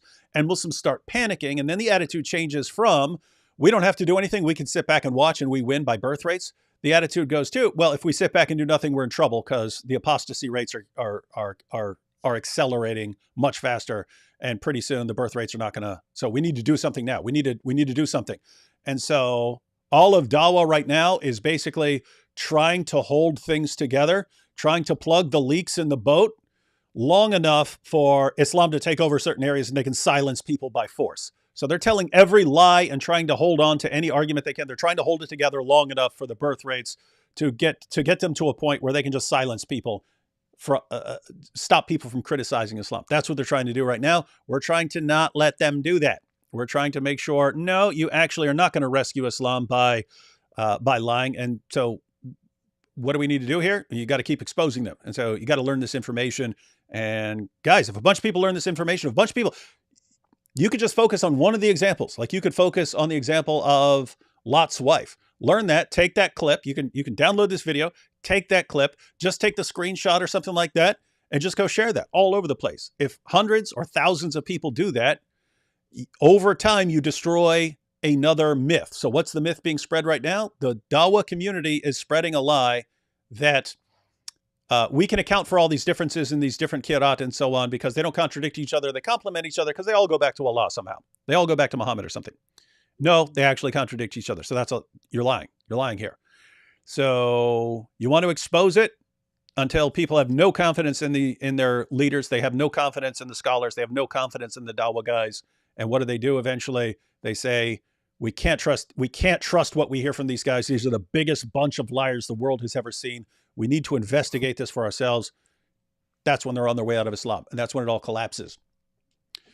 And so the point is, this is some of the most important information. And it's something where people like me, I can show you what like Sahih al-Bukhari or Sahih Muslim says and give you examples of changes in the Quran. As far as like differences in the Arabic and so on, that's why I need people like Jai and Daughter of Christ here sharing this information. So yeah, guys, again, anytime you want access to my channel, no problem to share any information you want. Thank you so much. Thank you so much. Yeah. That's very gracious. Thank you. And guys, again, there's a link to their channel. There's a link to their channel in the description box. And I know it's late. I know it's super late for you guys. So if you want to head out now, because I'm going to take some super chats. Yeah, we'll probably have to head out now, but yeah, thanks so much for having us on again. God bless you, and yeah, we'd love to do it again sometime. We'll let you know if we have something, presentation or something. All right, awesome stuff. All right, catch you guys later. Thanks so much. God bless. God bless you. I love all that stuff with the Qira'at guys, with the different Qurans. Again, because Nabil, long time ago, I did not agree with him. Turns out he was right. I'm wrong. I apologize. I did not understand how important this stuff was way back in the day when, matter of fact, I'm not sure. I've only told a couple of people this, but this is like probably maybe 2007 or 2008. Me and Nabil sat down and we made a list. I don't have that list anymore. I do not even remember what was on that list except like a couple of things. We made a list of the things that we wanted to eventually accomplish. Like, okay, we've got things, we kind of just do things as they pop up, but long term, what do we want to get done in our lives? And some of those things, I think probably most of those things actually happened, because one of them was like Nabil wanted to write a testimony book and so on. He eventually did that. It was a while later and stuff. One of the things I remember off that list was we wanted to get Ibn Abi Dawud's Kitab al-Masahif translated into English, because passages have been translated, but not the entire thing. Ibn Abi Dawud's Kitab al-Masahif was this book that's about differences in the Quran. So that's when you hear that Ubay ibn Ka'b and Ibn Masud had different chapters in the Quran, that's from Ibn Abi Dawud's Kitab al-Masahif. He shared that information. We wanted to get that translated. We never did, but it's something to think about for the future. But the reason Nabil thought that was so important was because of how this has been built up in the Muslim community, the miraculous preservation of the Quran. And he thought if you can actually show Muslims what a complete mess the history of the Quran is, it's a mess. You saw from this presentation what a mess it is. It's every couple centuries you end up with a guy going, oh, how are we going to deal with all this huge mess and all these differences? And then someone saying, oh, we'll do it like this. We'll just stick with this and we'll throw all that out. And people go, okay. And the next generation, they think that what that guy chose, what that guy decided is authoritative revelation from Allah or something, even though it makes no sense. So anyway, it's got to keep going hard.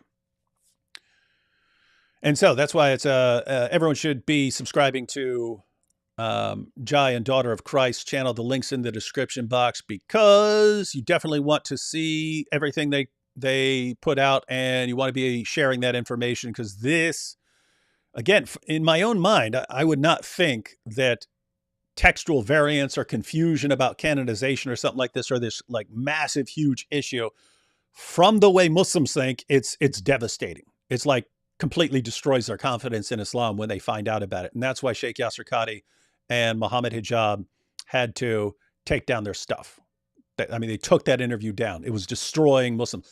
Guess what? That was tip of the iceberg stuff. That was tip of the iceberg. That was just giving Muslims a little bit of information, letting them know, you not realize we got a problem here? There's a little bit, guys, it's not as clear as we think it is. That was absolutely devastating to Muslims. Imagine if they find out the actual history of their book and who made these decisions along the way. It would be absolutely devastating. I do want to, before we close it, so we're going to take some super chats, then we're going to watch a little video of Sneeko. We watched it previously, but in the light of what we just discussed, we're gonna revisit this little clip of Sneeko, just the beginning, to show how absolutely despicably deceptive the Dawah guys are. So we'll take some super chats, and then we'll go back. We'll revisit Sneeko here, because this is information that he will never get from his Dawah guys.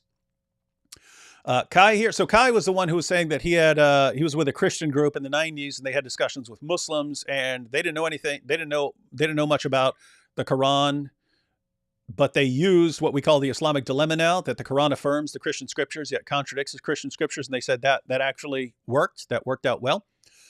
And then here he says they got threatened. That the Muslim response was to threaten them. That's interesting. Shocker, but I'm not really shocked.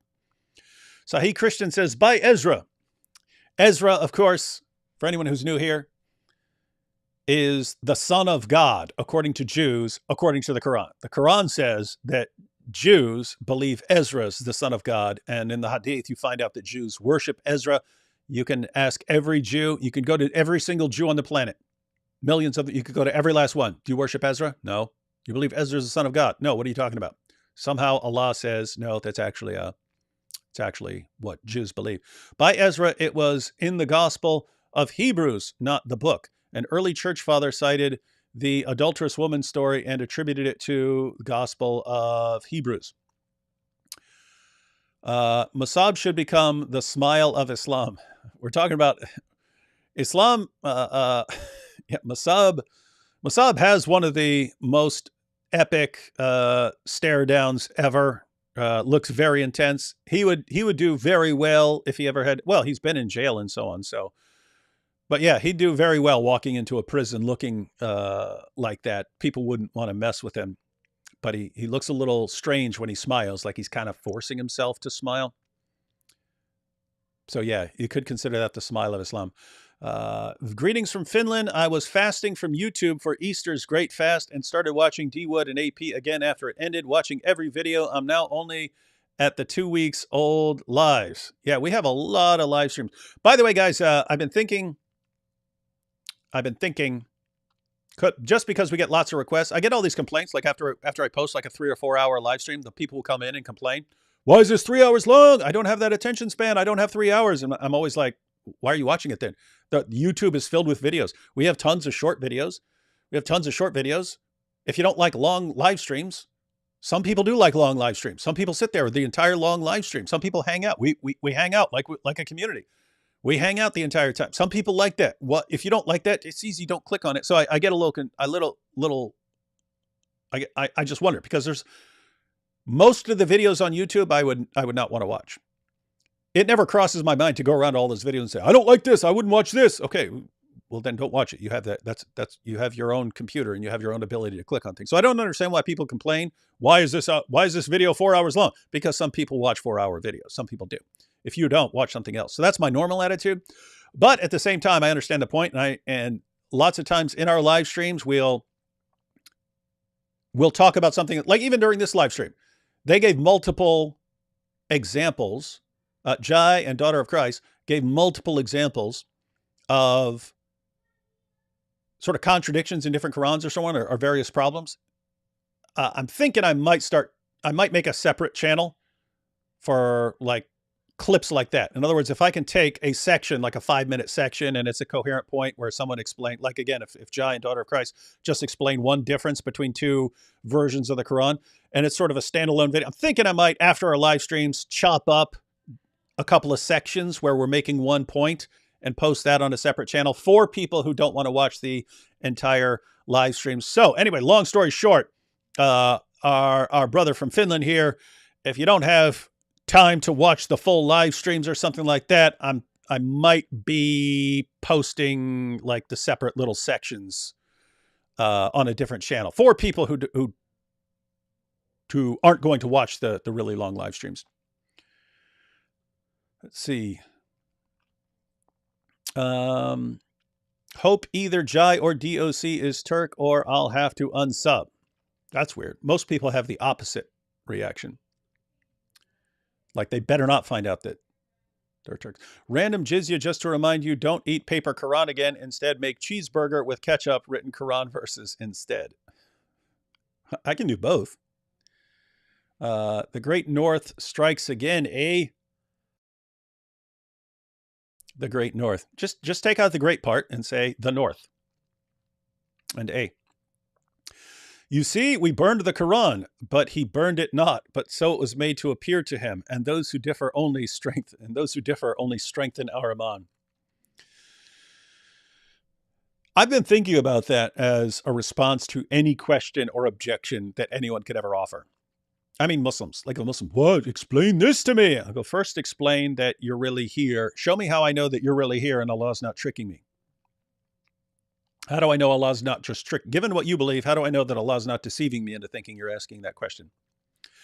Now, keep in mind, you want to ask, you want to actually answer the person's question, but you also want to raise some problems that his theology causes. And one of the biggest problems is that they really seem to believe a lot that Allah tricks and deceives people into believing things that aren't real.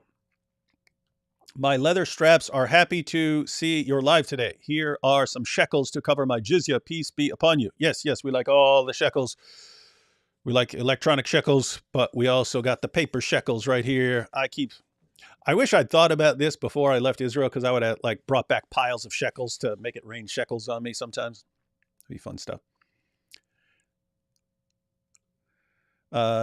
Stefan says, hijab voice, you see, the eyes are the leather strap of the anus. You don't need to read all these. Just stay as the leather strap. Yes, it is nonsensical. Anything you read as with a Muhammad hijab voice sounds more convincing to Dawah fans. So remember to talk like that. Imagine being named after a man who married a 6-year-old little girl. That is correct. And is that, by the way, is that, I would guess that's the most popular name in the world, just because Muslims in every place, they all, like, it's very common to name their kids Muhammad. But it's like, hey, let's all name our kid after a guy who married a 6-year-old girl. Uthman was a bad dude. He was the corn pop of Arabia. Yes, he was. He was a bad dude. Ibn Mujahid beat the Quran out of the dude. He literally beat the Quran out of the dude. Douglas said, do you have a Rumble? No.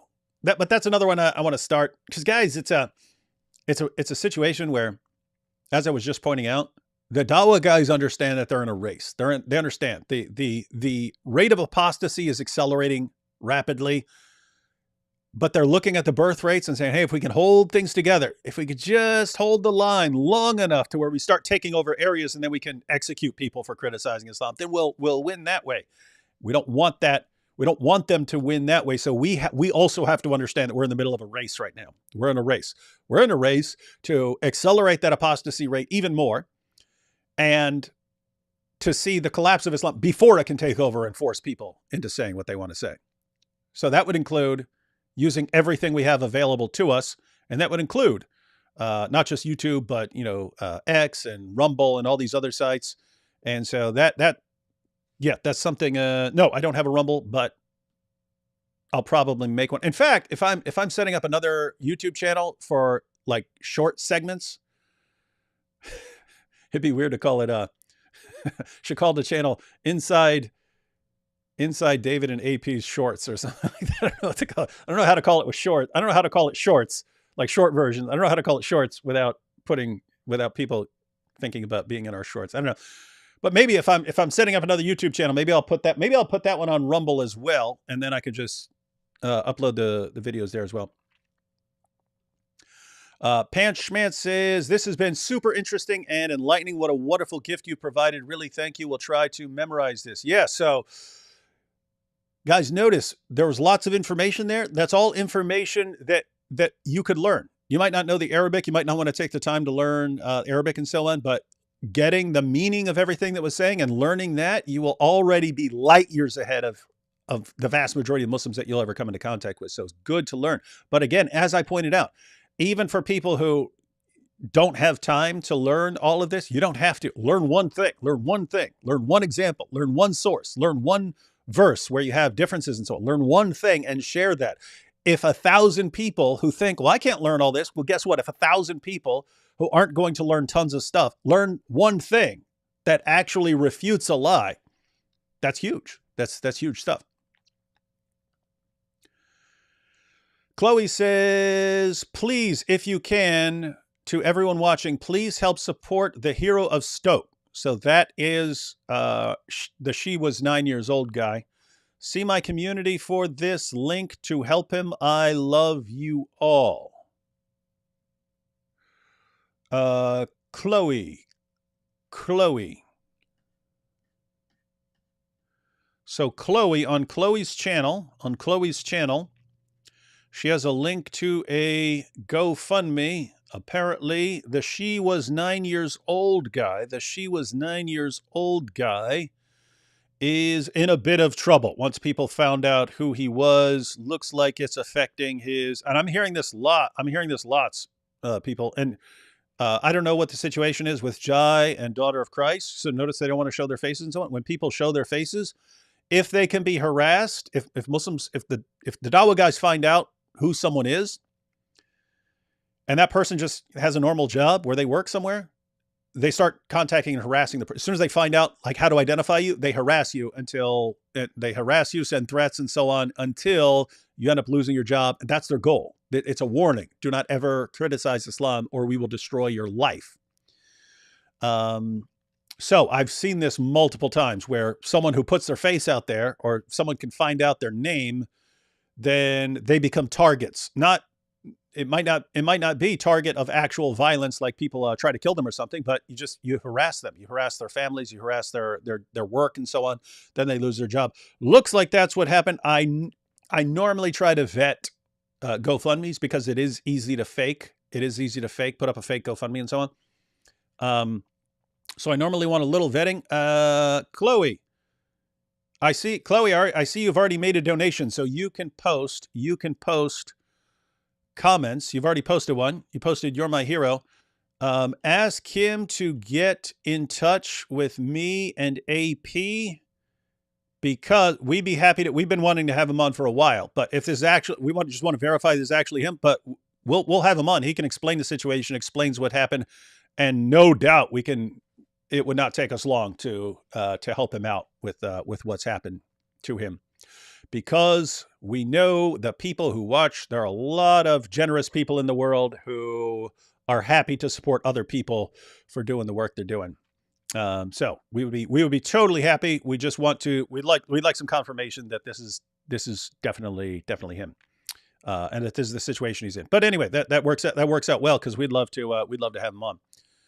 And from Chloe again, Hero of Stoke shares your last name. He is Matthew Wood and a Kung Fu master. I'm not a Kung Fu master. Help his martial arts gym recover. So apparently he's got some trouble here. But yeah, we will check that stuff out. The problem I have is if people know there's contradictions, why do they keep lying? Do people not care about their salvation? I guess this would be a kind of deeper problem. So the meaning here is your average Muslim doesn't know there are any contradictions. Your average Muslim doesn't know about the history of the Quran. Your average Muslim believes, perfect preservation, miraculous preservation, or something like that. So you understand why that person keeps believing. So the question is, if the scholars know, hey, there's a contradiction between this Quran and that Quran, or between this Quran verse and that Quran verse, and they go around saying, no contradictions, perfect preservation. If they know they're lying, like what? Like, do you really not care? I mean, if you got, it's one thing to not know that that there are lies here. The scholars, they know that there are lies. They know about the lies. They know about the contradictions, and they keep saying otherwise. And it's like, what kind of person is this? You're a person who believes that you're going to stand before Allah and give an account. But guess what?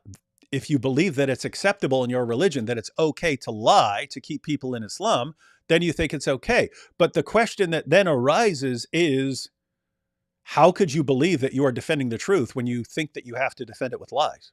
You believe that you have to lie to defend your religion, and that your God believes that it's okay to spread his religion by lying. How do you not see the problem? How can you think that you have the truth and yet believe that you can only defend it by lies? That's the real issue. Abu Ahruf says only holes. Holes in the narrative. Yeah, needs to be a site called Only Holes, and it's just problems with the Quran and any various holes in the narrative. Mo said, Surah 234. Oh, Mo said, okay, if I can't come in at the front, I will come in at the back door and come inside. Wait, what is this? Hey, you tried to get me to read some perverted stuff there. What's wrong with you? It's a good Christian show. We don't even have any atheists on the show now. So you have no excuse. Got a Christian, and I was met by some other Christians, and you see people come along with creepy stuff. Solitary Emmy. Oh, that was a super sticker. Thank you, Emmy. I'm sorry, but it's a semi-actual quote. Oh, so you're pointing out that this is something actual. This is something that was an actual quote. Sam says, Sahih Bukhari 4788, Aisha said to the Prophet, I feel that your Lord hastens in fulfilling your wishes and desires. Even Aisha realized Muhammad made up Islam and each revelation is self-serving. Yeah, so this ties into just like how do you not pick up on things over time? You get a kind of vibe, even if you don't know logic or you just pick up on things. Something's not right here. So that's what was the case when Ubay ibn Ka'b finds out that different Muslims are reciting the Quran differently during the time of Muhammad. This is during the time of Muhammad. And one guy's reciting the Quran one way, another guy's reciting the Quran a different way. And then it gets brought before Muhammad. Why are people reciting the Quran differently? And Muhammad's response is, oh yeah, Allah revealed it in all these different ways. And this is Ubay. This is one of the best guys on the Quran. And Ubay's going, what? You've been revealing the Quran in all these different ways? How do we not know about this? I've been with you for a long time. I had no clue you're revealing the Quran in all these different ways. And it causes him doubt. And think, why would that cause him doubt? Because there was a perfectly reasonable alternative explanation. Namely, Muhammad's getting old. He forgets things. He recited it to someone in the wrong way. That person memorized it in the wrong way and went out and continued reciting it. And then you ended up with different versions of the Quran that are being recited. That's the obvious implication. Muhammad can't acknowledge that he's got a problem. So he says what? He says, yeah, Allah revealed it in all these different ways. So yeah, when I told it to you guys in one way and then I told it to him in a different way, it wasn't because I messed up. No, it's because Allah did it. Allah wanted it in these different ways. And so he picked up on that. There's a problem here. Aisha, when she sees, isn't it interesting that every time Muhammad has some perverted fantasy in his head, he gets a revelation saying, yeah, you can do that perverted, horrible thing that you wanted, Muhammad. She picks up on this. So even Muhammad's companions spotted these problems, but amazingly, Muslims of the world today think you're bad and evil if you're at all suspicious of this. Well, Muhammad's own companions were. It's like if someone says Muhammad was demon possessed, Muslims react, no, how dare you say that? That was Muhammad's first impression. Muhammad thought he was demon possessed. How are you going to blame some random person for going, this guy sounds demon possessed, when Muhammad thought he sounded demon possessed?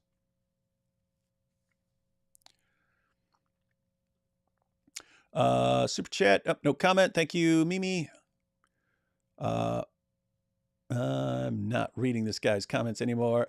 This version 5 of the 1 pound Islam was debunked today here on this stream. Yes, it was. And guys, if you look at the information that was shared just here, I mean, think about how devastating that is to what your average Muslim believes.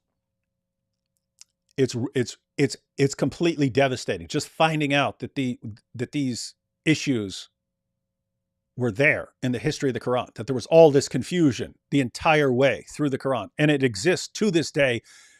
Muhammad's own companions were confused about what was supposed to be in the Quran. You had all these decisions made by people who were not prophets along the way, but they just decide, oh, we'll stick with these 7. No, that's not enough. Let's go with these 10. You have all these decisions along the way, and then you have Sheikh Yasser Qadi, who wrote the book on the sciences of the Quran. And he's saying, our greatest scholars cannot make sense of this stuff. Our greatest scholars. That's completely devastating to a Muslim who thinks it's all completely clear, cut and dry, one Quran, that's the way it is. It's devastating. But guess what? This one stream, not enough. Need a bunch of them, need to keep using it. People need to learn the information and keep sharing it.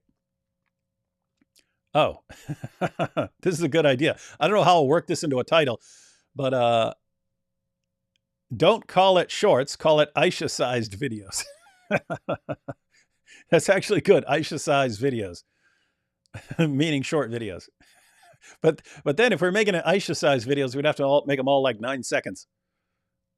Or I guess I could say, to correspond to the 9, we'll make it 9. Every video has to be 9 minutes or less. It has to be under 9 minutes. That'd be good. That'd be a good little joke. I might do that. I'm going to think about it.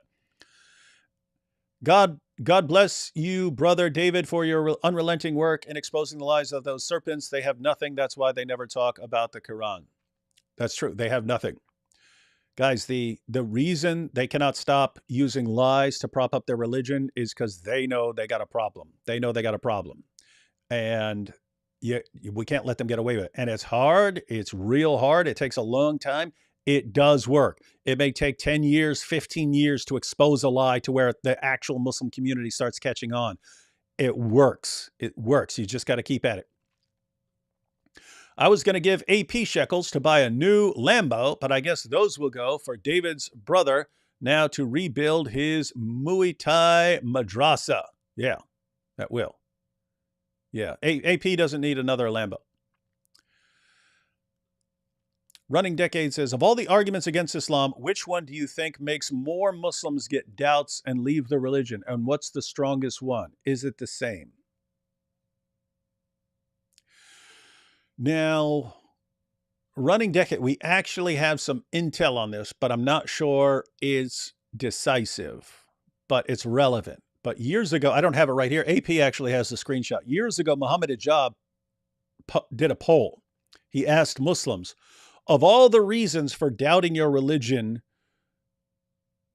so he's talking to Muslims here. Hey, you Muslims, when you Muslims start to doubt your religion, saying, so you're still Muslims, you're not apostates, but you Muslims, when you start to doubt your religion, what is it that's causing your doubts?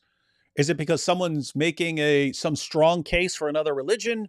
Or is it because people are attacking the existence of God? Or because people are showing you that the Quran conflicts with science? Or is it problems with Muhammad's morality? I forget the exact examples, but he gave a selection. And by far the biggest answer was problems with Muhammad's character. Now, the reason I say this isn't decisive is he didn't put problems with the preservation of the Quran or something on there. In other words, he didn't put like the collapse of Dawah arguments or something on there. So I don't know exactly how that would rank. If you're talking about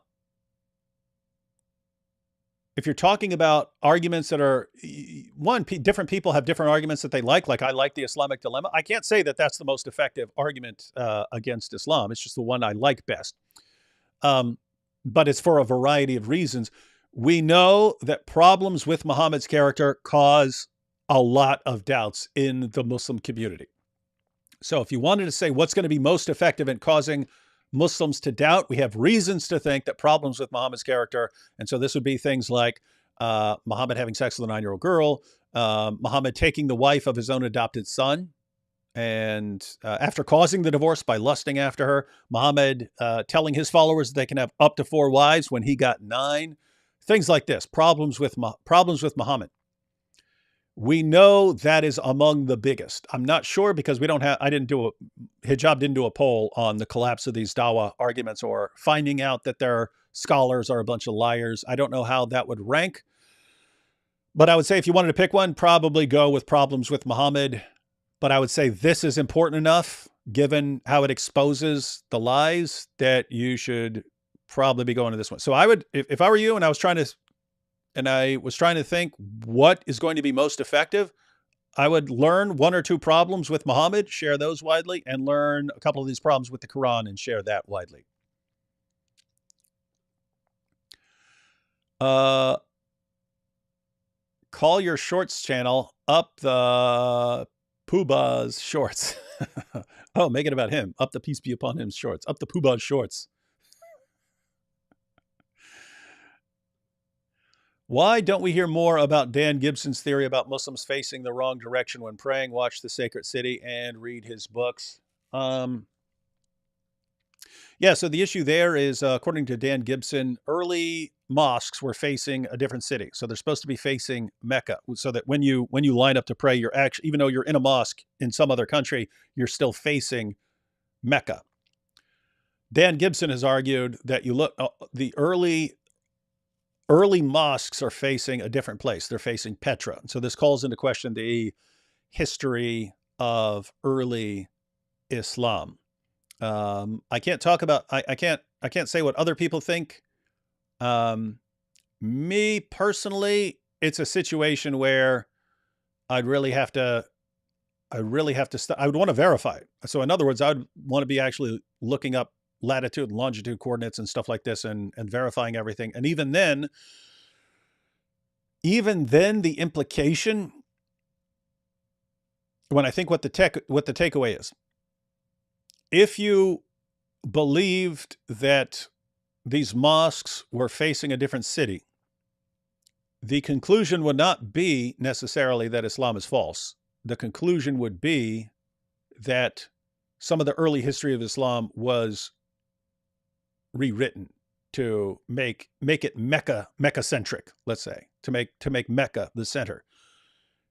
It wouldn't necessarily mean that Islam isn't about Muhammad, or you don't have to believe in Muhammad. It would just mean that people, some of the early guys rewrote it and changed it to Mecca. So the point is, it would cause problems for them explaining. It would cause problems for them. It would cause doubts if that much of their religion was rewritten.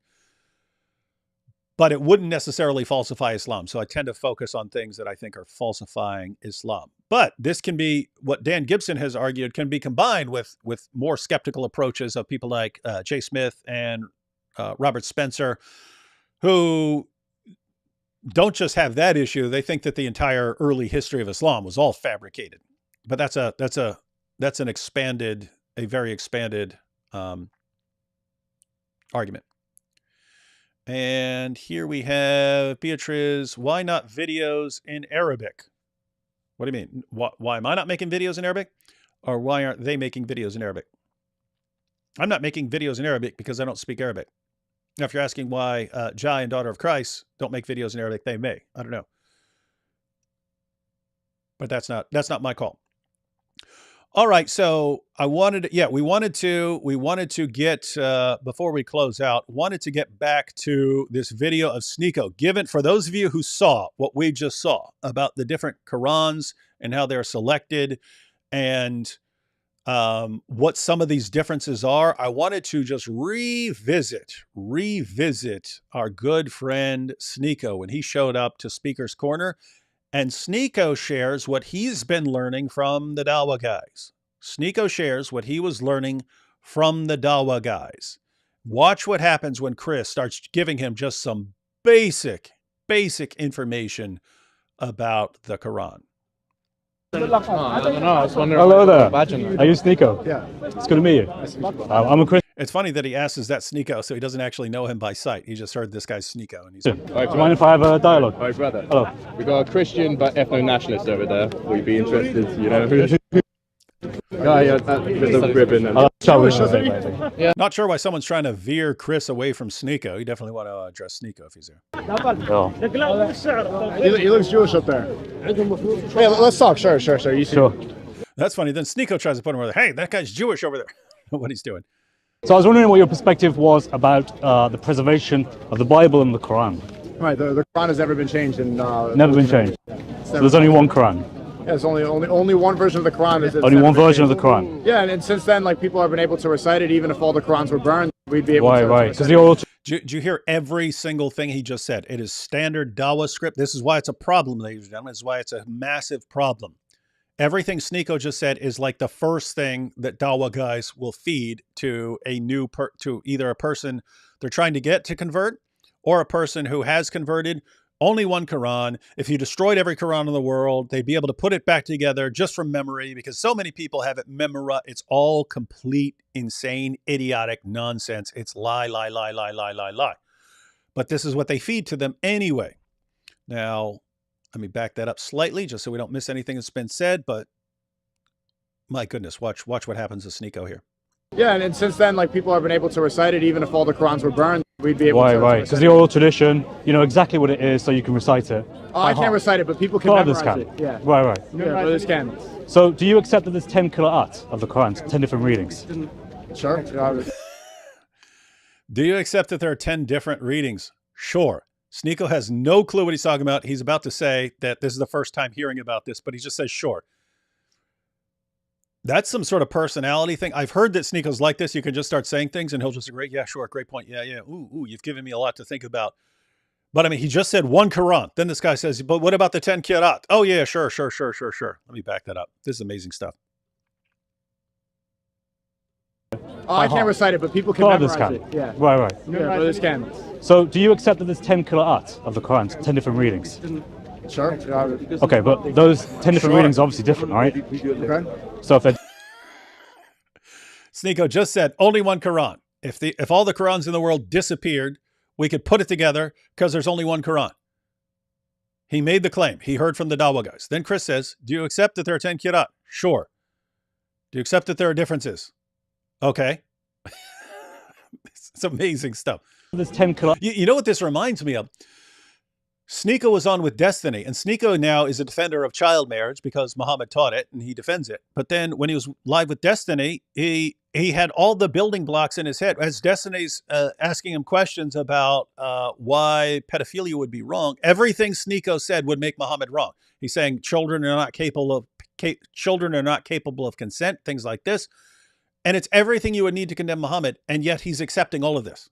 He's accepting everything that's it's like what he's doing here. Only one Quran. Okay, do you accept that there are 10 different Qira'at? Yeah. Do you accept that there are differences? Sure. I don't know what to do. Like what do you do when someone has a belief in their head and you actually show them and they agree with you? Yes. Here are all the things that show that is false. And yet I agree with both of them.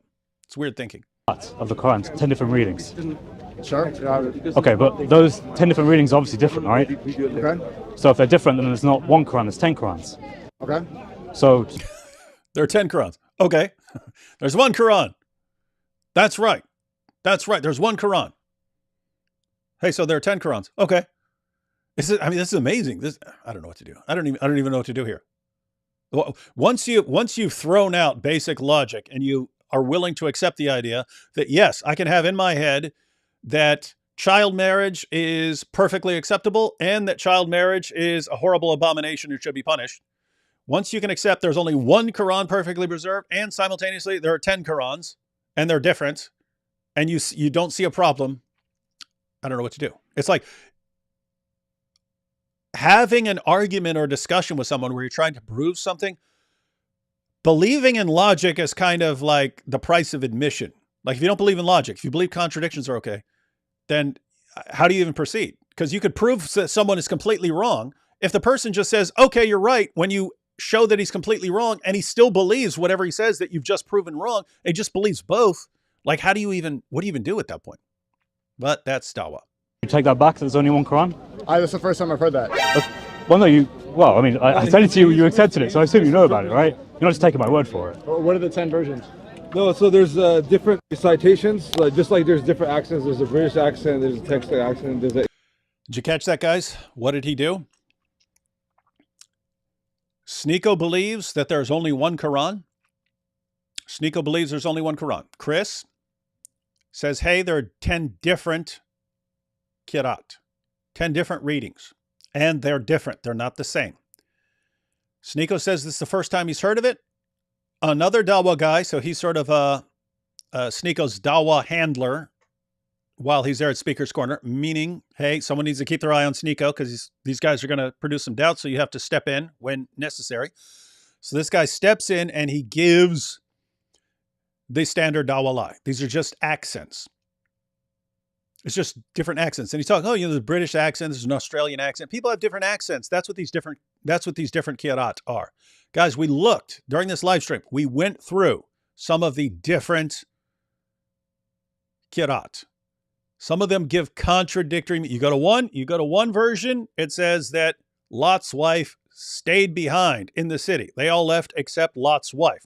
You go to another version, Lot's wife left with them, but then she died. So guess what? Those are contradictory. Is that a different accent? Like, oh, you got a British accent and I've got an American accent? No. Is this guy lying? Yeah. Lying to who? Sneeko. Why? To keep him in a state of believing that there is only one Quran. This guy Chris presents information, factual information. No, there isn't one Quran. There are different Qurans. This guy jumps in. Oh, yeah, it's just different accents. Is it different accents? No. Now watch what this guy does. Watch what this guy does. Let's back it up. Let's back it up a little. Here we go. It's different, right? Okay. So if they're different, then there's not one Quran, there's 10 Qurans. Okay. So do you take that back, there's only one Quran? That's the first time I've heard that. Well, no, well, I mean, I said it to you, you accepted it, so I assume you know about it, right? You're not just taking my word for it. What are the 10 versions? No, so there's different citations, just like there's different accents. There's a British accent, there's a Texas accent, there's an English accent. They're not accents. So they're different accents. Chris says they're not accents. Watch what happens. Watch what happens. Don't want anyone to miss this. Backing it up. I could watch this 100 times. Versions? No, so there's different citations, just like there's different accents. There's a British accent, there's a Texas accent, there's an English accent. They're not accents. Different accent. Who are you going to believe, a Muslim or a Christian? So really? Did you guys catch that? Because again, guys, given everything we've seen, I do not know how you would ever believe a word that comes out of that guy's mouth again. Ever.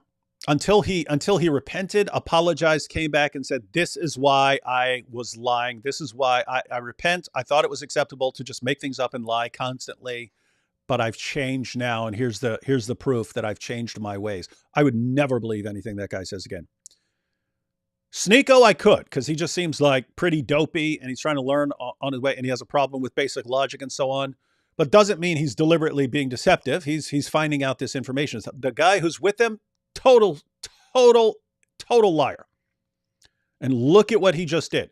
Sneeko has a belief, which he's been getting. Sneeko didn't get this by doing a bunch of studying. He didn't read a bunch of books. He didn't read the history of the Quran. He listened to the Dawah guys. He listened to Sheikh Uthman. He listened to this guy who's with him. He listened to them. They're one Quran, perfectly preserved. Chris walks up to him, gives him just some basic information, the sort of thing that he would discover if he studied 5 minutes on his own instead of just listening to the Dawah liars. Just that little bit of information. What is this? What is this about 10 Qurans? Guy steps in. Oh, it's just different accents. Chris points out it's not different accents. You've got contradictory meanings. You have different meanings. You have different words, different letters. This isn't a British accent versus an American accent. It's different meanings of different verses, different words, different letters. And what's the guy say? Who are you going to believe, a Christian or a Muslim? What's the takeaway? Sneeko is being trained not to listen to the people who are telling him the truth. He's being conditioned to only listen to liars. Shame on you if you don't listen to a liar. You can only listen to liars. Do not, under any circumstances, listen to the people who are telling you the truth. And that's part of Dawah. You get someone, deceive them, and then rapidly condition them to not listen to anyone who tells them the truth. This is Dawah. This is Dawah in a nutshell. Let's back this up. And we're not going to go through this entire clip. I just wanted to share that so that in light of the rest of this live stream where we've gone through the differences and all the problems in the history of the Quran, that this is what they end up with. Well, no, I said it to you, you accepted it, so I assume you know about it, right? You're not just taking my word for it. What are the 10 versions? No, so there's different citations, just like there's different accents. There's a British accent, there's a Texas accent, there's an English accent. They're not accents. Different accent. Who are you gonna believe, a Muslim or a Christian? So really? Is that what it boils down to? Just believe. The difference between the Qur'an? Yeah, of course. So there's a famous one. Muhammad Najab will tell you this. I had a chat with him about it. So you have in Surah Al-Fatiha, you have ayah 4. I think it's ayah 4. Ayah 4 yeah. So Maliki al-Madin or Maliki al-Madin, owner or king in Arabic. They're two different words. So if you want to read up about this, you can get a book called the 10 Qira'at of the Noble Quran by Dr. Fadal. That's a Muslim publication, by the way. It's a Muslim publication. They put it all together. Once the cat's out of the bag and people start finding out, no, we got all these different Qurans. Like, okay, well, let's put them all together so people can actually read them. A man who worked for the Bridges Foundation in Cairo, which is a Dawah institute, and he's wrote a book about it where he translates the Quran into English, but not just in one reading. He does it for all 10. So you can read the differences in the Quran for all different 10 valid readings according to Islamic scholars. Great. Cool. So do you accept then that the Quran is not perfectly preserved? No, I'll read that book and I'll see if that's... Does anyone think that Sneako's actually going to read that book? Does anyone think that his Dawah handlers are going to even allow him to read a book that exposes them as liars? Of course not. That's why Sneako's kind of a dream convert. Get him. He's popular. He's got a big following. We get access to all his fans so that we can lie to them. And this guy will just mindlessly agree with anything we point out to him. Now, the problem is when someone walks up to him and says there are 10 Qurans, he'll just agree with that. He'll agree with that too. And so we have to keep him insulated. And that's why he was told not to go to Speaker's Corner. He was told by the other Dawah guys. He didn't listen. He went there. So they're gonna keep a tighter lid on Sneako in the future. Make sure he doesn't go out there and get accurate information. But guys, just think about that. There's Sneako, new revert. How did they win that revert? Lying to him. Lie. All they did was lie to him. Fill his head with lies. Then Sneako's going out to Speaker's Corner. Well, you need a handler with him. Need some handlers with him because he's going to be exposed to people who are telling him the truth. Can't have that. So what are you going to do? So he hears something that contradicts what his Dawah guys have been telling him. Dawah guys were telling him one Quran. Chris from Speaker's Corner walks up. Actually, not one Quran. There's way more than that, but we're talking about like the official ones. There's 10. And tells him, hey, did you know there are 10 Qurans and they have differences? What does the Dawah guy say? What does the Dawah handler say? Oh, no, it's just like different accents. Meaning, hey, Sneako, don't think that this new information contradicts what we've told you. It's just different accents. That's not a problem. You wouldn't think if I said, hey, let's go to the store, and someone else said it with a British accent, let's go to the store. You wouldn't say that's a difference, right? It's just different accents. So he tries to convince Sneako that's all the differences are. And Chris there gives an actual example. Even in Surah 1, which Muslims recite over and over again during their daily prayers, there's a textual variant even there. Some say king, some say owner. That by itself, that's what I mean by even learning one example can be devastating. Because that one example, king or owner, that is not a different accent. That's not a British versus American accent. It's a different word. So it exposes the lie. And then what's the guy say? No, who are you going to believe? You're going to believe them? But here's the guy. He's the one who's lying. And he understands his job is to condition Sneako, to make him not listen to someone who's telling the truth. That's what Dawah is. It's deceiving people and then conditioning them so that they never accept anyone else who's telling them the truth. It's sick. And it's evil. And I would say it's demonic. And we've got our work cut out for us because this is what we're up against. All right, just wanted to share that. Just wanted to share that information with everyone else. Take a couple super chats, then we'll be out. Marie Mack says, check out the Squishies YouTube channel. Uthman ibn Farouk admits Muhammad never existed. He is asked for archaeological evidence and runs away. That's interesting. And guys, keep in mind, I believe that Muhammad existed. I believe in the general time frame, but I see some problems in the historical narrative. One of the big ones is Mecca doesn't seem to be an important city. You don't find it on ancient maps, and yet it's supposedly this big trade hub in the early Muslim sources. Two, even if you look at the trade route, so supposedly people cut across and go to Mecca, and then they cut up, and it's like there was a direct trade route. Why would anyone cut over to Mecca and then go up? It doesn't make any sense that this is even on a trade route. So you have issues like that that just don't make a lot of sense. And Muhammad is supposedly going around challenging everyone in Arabia, fighting everyone in Arabia, and challenging the Roman emperor and challenging and challenging everyone. We have historical writings from that time. No one's heard of this guy. He's not an issue. According to Muhammad, according to the Muslim sources, the entire world's panicking about this new Arabian prophet. What are we going to do about this Arabian prophet? Oh, he's going to take over the world. We all know he's a true prophet because we're all reading our sources and we know he's a true prophet.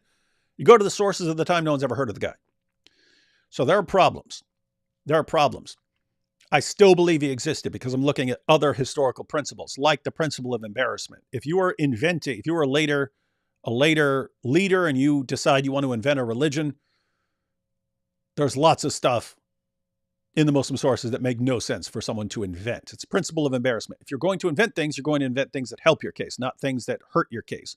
And the Muslim sources are filled with stories and information that cause massive doubts about Muhammad. And so why would you invent the story of the satanic verses? We know it was totally embarrassing. They eventually scrubbed it from their sources. Why would you invent that? So I believe that he was a historical figure because of things like that. But Muslims aren't going to use the principle of embarrassment. Muslims aren't going to say, of course we know Muhammad existed because he did all this sick stuff. He must have existed to do all this sick stuff. If we were inventing him, we would have made up all this sick, evil stuff that he did. They can't use the principle of embarrassment. So how do you, as a Muslim, actually defend Muhammad's existence? You run. That's what you do. Like, I don't believe that Sheikh Uthman would have an actual, formal debate with someone, period. But I don't think he would ever have a debate with, like, Jay Smith or Robert Spencer. I actually tried to defend Muhammad's existence. I believe I'm right, but it's hard. Given that it's hard because you don't have any early sources. That's a nightmare. And this is the case elsewhere in history. You don't always have early sources for someone, but it makes it really hard to argue. You have to rely on secondary historical principles and so on. So it's a hard case to make. And if you don't have something like the principle of embarrassment, I don't know how you could argue that Muhammad even existed, or at least that he was like what you think of as Muhammad. So yeah, it's a problem. Would not be surprised to have Sheikh Uthman run away. And I don't think you'll have any of the Dawah guys willing to debate that with someone like Robert Spencer or Jay Smith. Dawah guys, prove me wrong. Prove me wrong. Prove me wrong. I defend the existence of Muhammad more than the Dawah guys do. And that's a weird situation. They can't do it.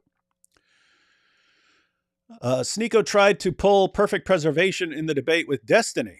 Really? I haven't watched that full discussion. I only watched the part with about child brides. He tried to pull... Wait a minute. Miss Weasel. Sneeko tried to pull the perfect preservation in his debate with Destiny. So let me get this straight. I want to find this. Someone send me the link if you can, or the timestamp. Someone send me the timestamp from the video with Destiny if you can. Because if Sneeko did that after going to Speaker's Corner, that's a character issue, right? That's not a knowledge issue. If he went to Speaker's Corner, talked to Chris said, I'll give you an example of a difference between two Qurans, and there are lots of them. And there are different Qurans. Therefore, people who are telling you one Quran have been lying to you.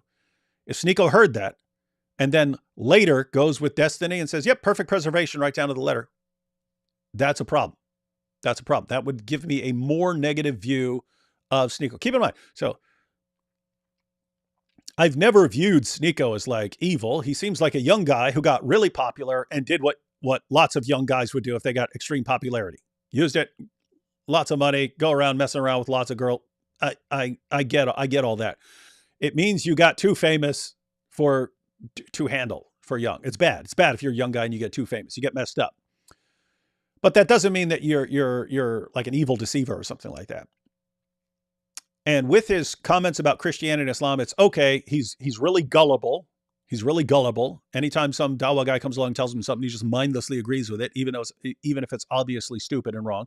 He says things when he has no clue what he's talking about. So, oh, the book of the Council of Nicaea was taken out of the Bible. And he has no clue what he's talking about. And he babbles about things that he has no clue what he's talking about. So you've got these kinds of problems. But if he's the person who can find out that he was lied to, and then he will still go and spread it, that changes things. So yeah, I'd want to see that. Might want to actually cover that in a live stream or make a video out of it or something. I've got Ian here. No comment, but thank you, Ian. Reading books. What are you, a weakling? A female? Yeah, that would be the Andrew Tate said that reading books is for losers. Apostate Joe Smith said, peace be upon me, and add this to your translation fund. If that doesn't work out, just hit me up. I have a rock and a hat, and I'm not afraid to use them. What translation fund are you talking about? Kitab al-Masahif? Ibn Abi Daud? Yeah, I need to basically find, and I have had some people along the way who said they could do it. I've never really pursued it very much. It is something I want to do before I'm dead. I want to get, just because this was something that me and Nabil agreed a long time ago. You're talking like 2007, 2008, somewhere in there. We said one of our life's goals is to get Kitab al-Masahif translated. I would like someone else to actually do that, like some publication company to actually go out and do that. If it does not happen, it's something I have to do.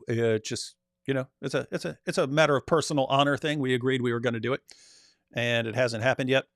But yeah, I need a team. You'd want actual professional translators, so you don't want just some random guys, because the meaning of Arabic words and phrases can change or be modified over time. So you don't want just someone who knows Arabic doing the translation. They can get things wrong.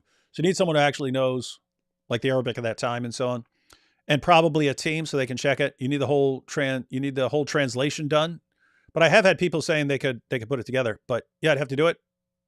I'll probably at some point get a team. I don't know if that's going to be 3 people, 5 people, or 7 people or whatever who are going to work on the translation.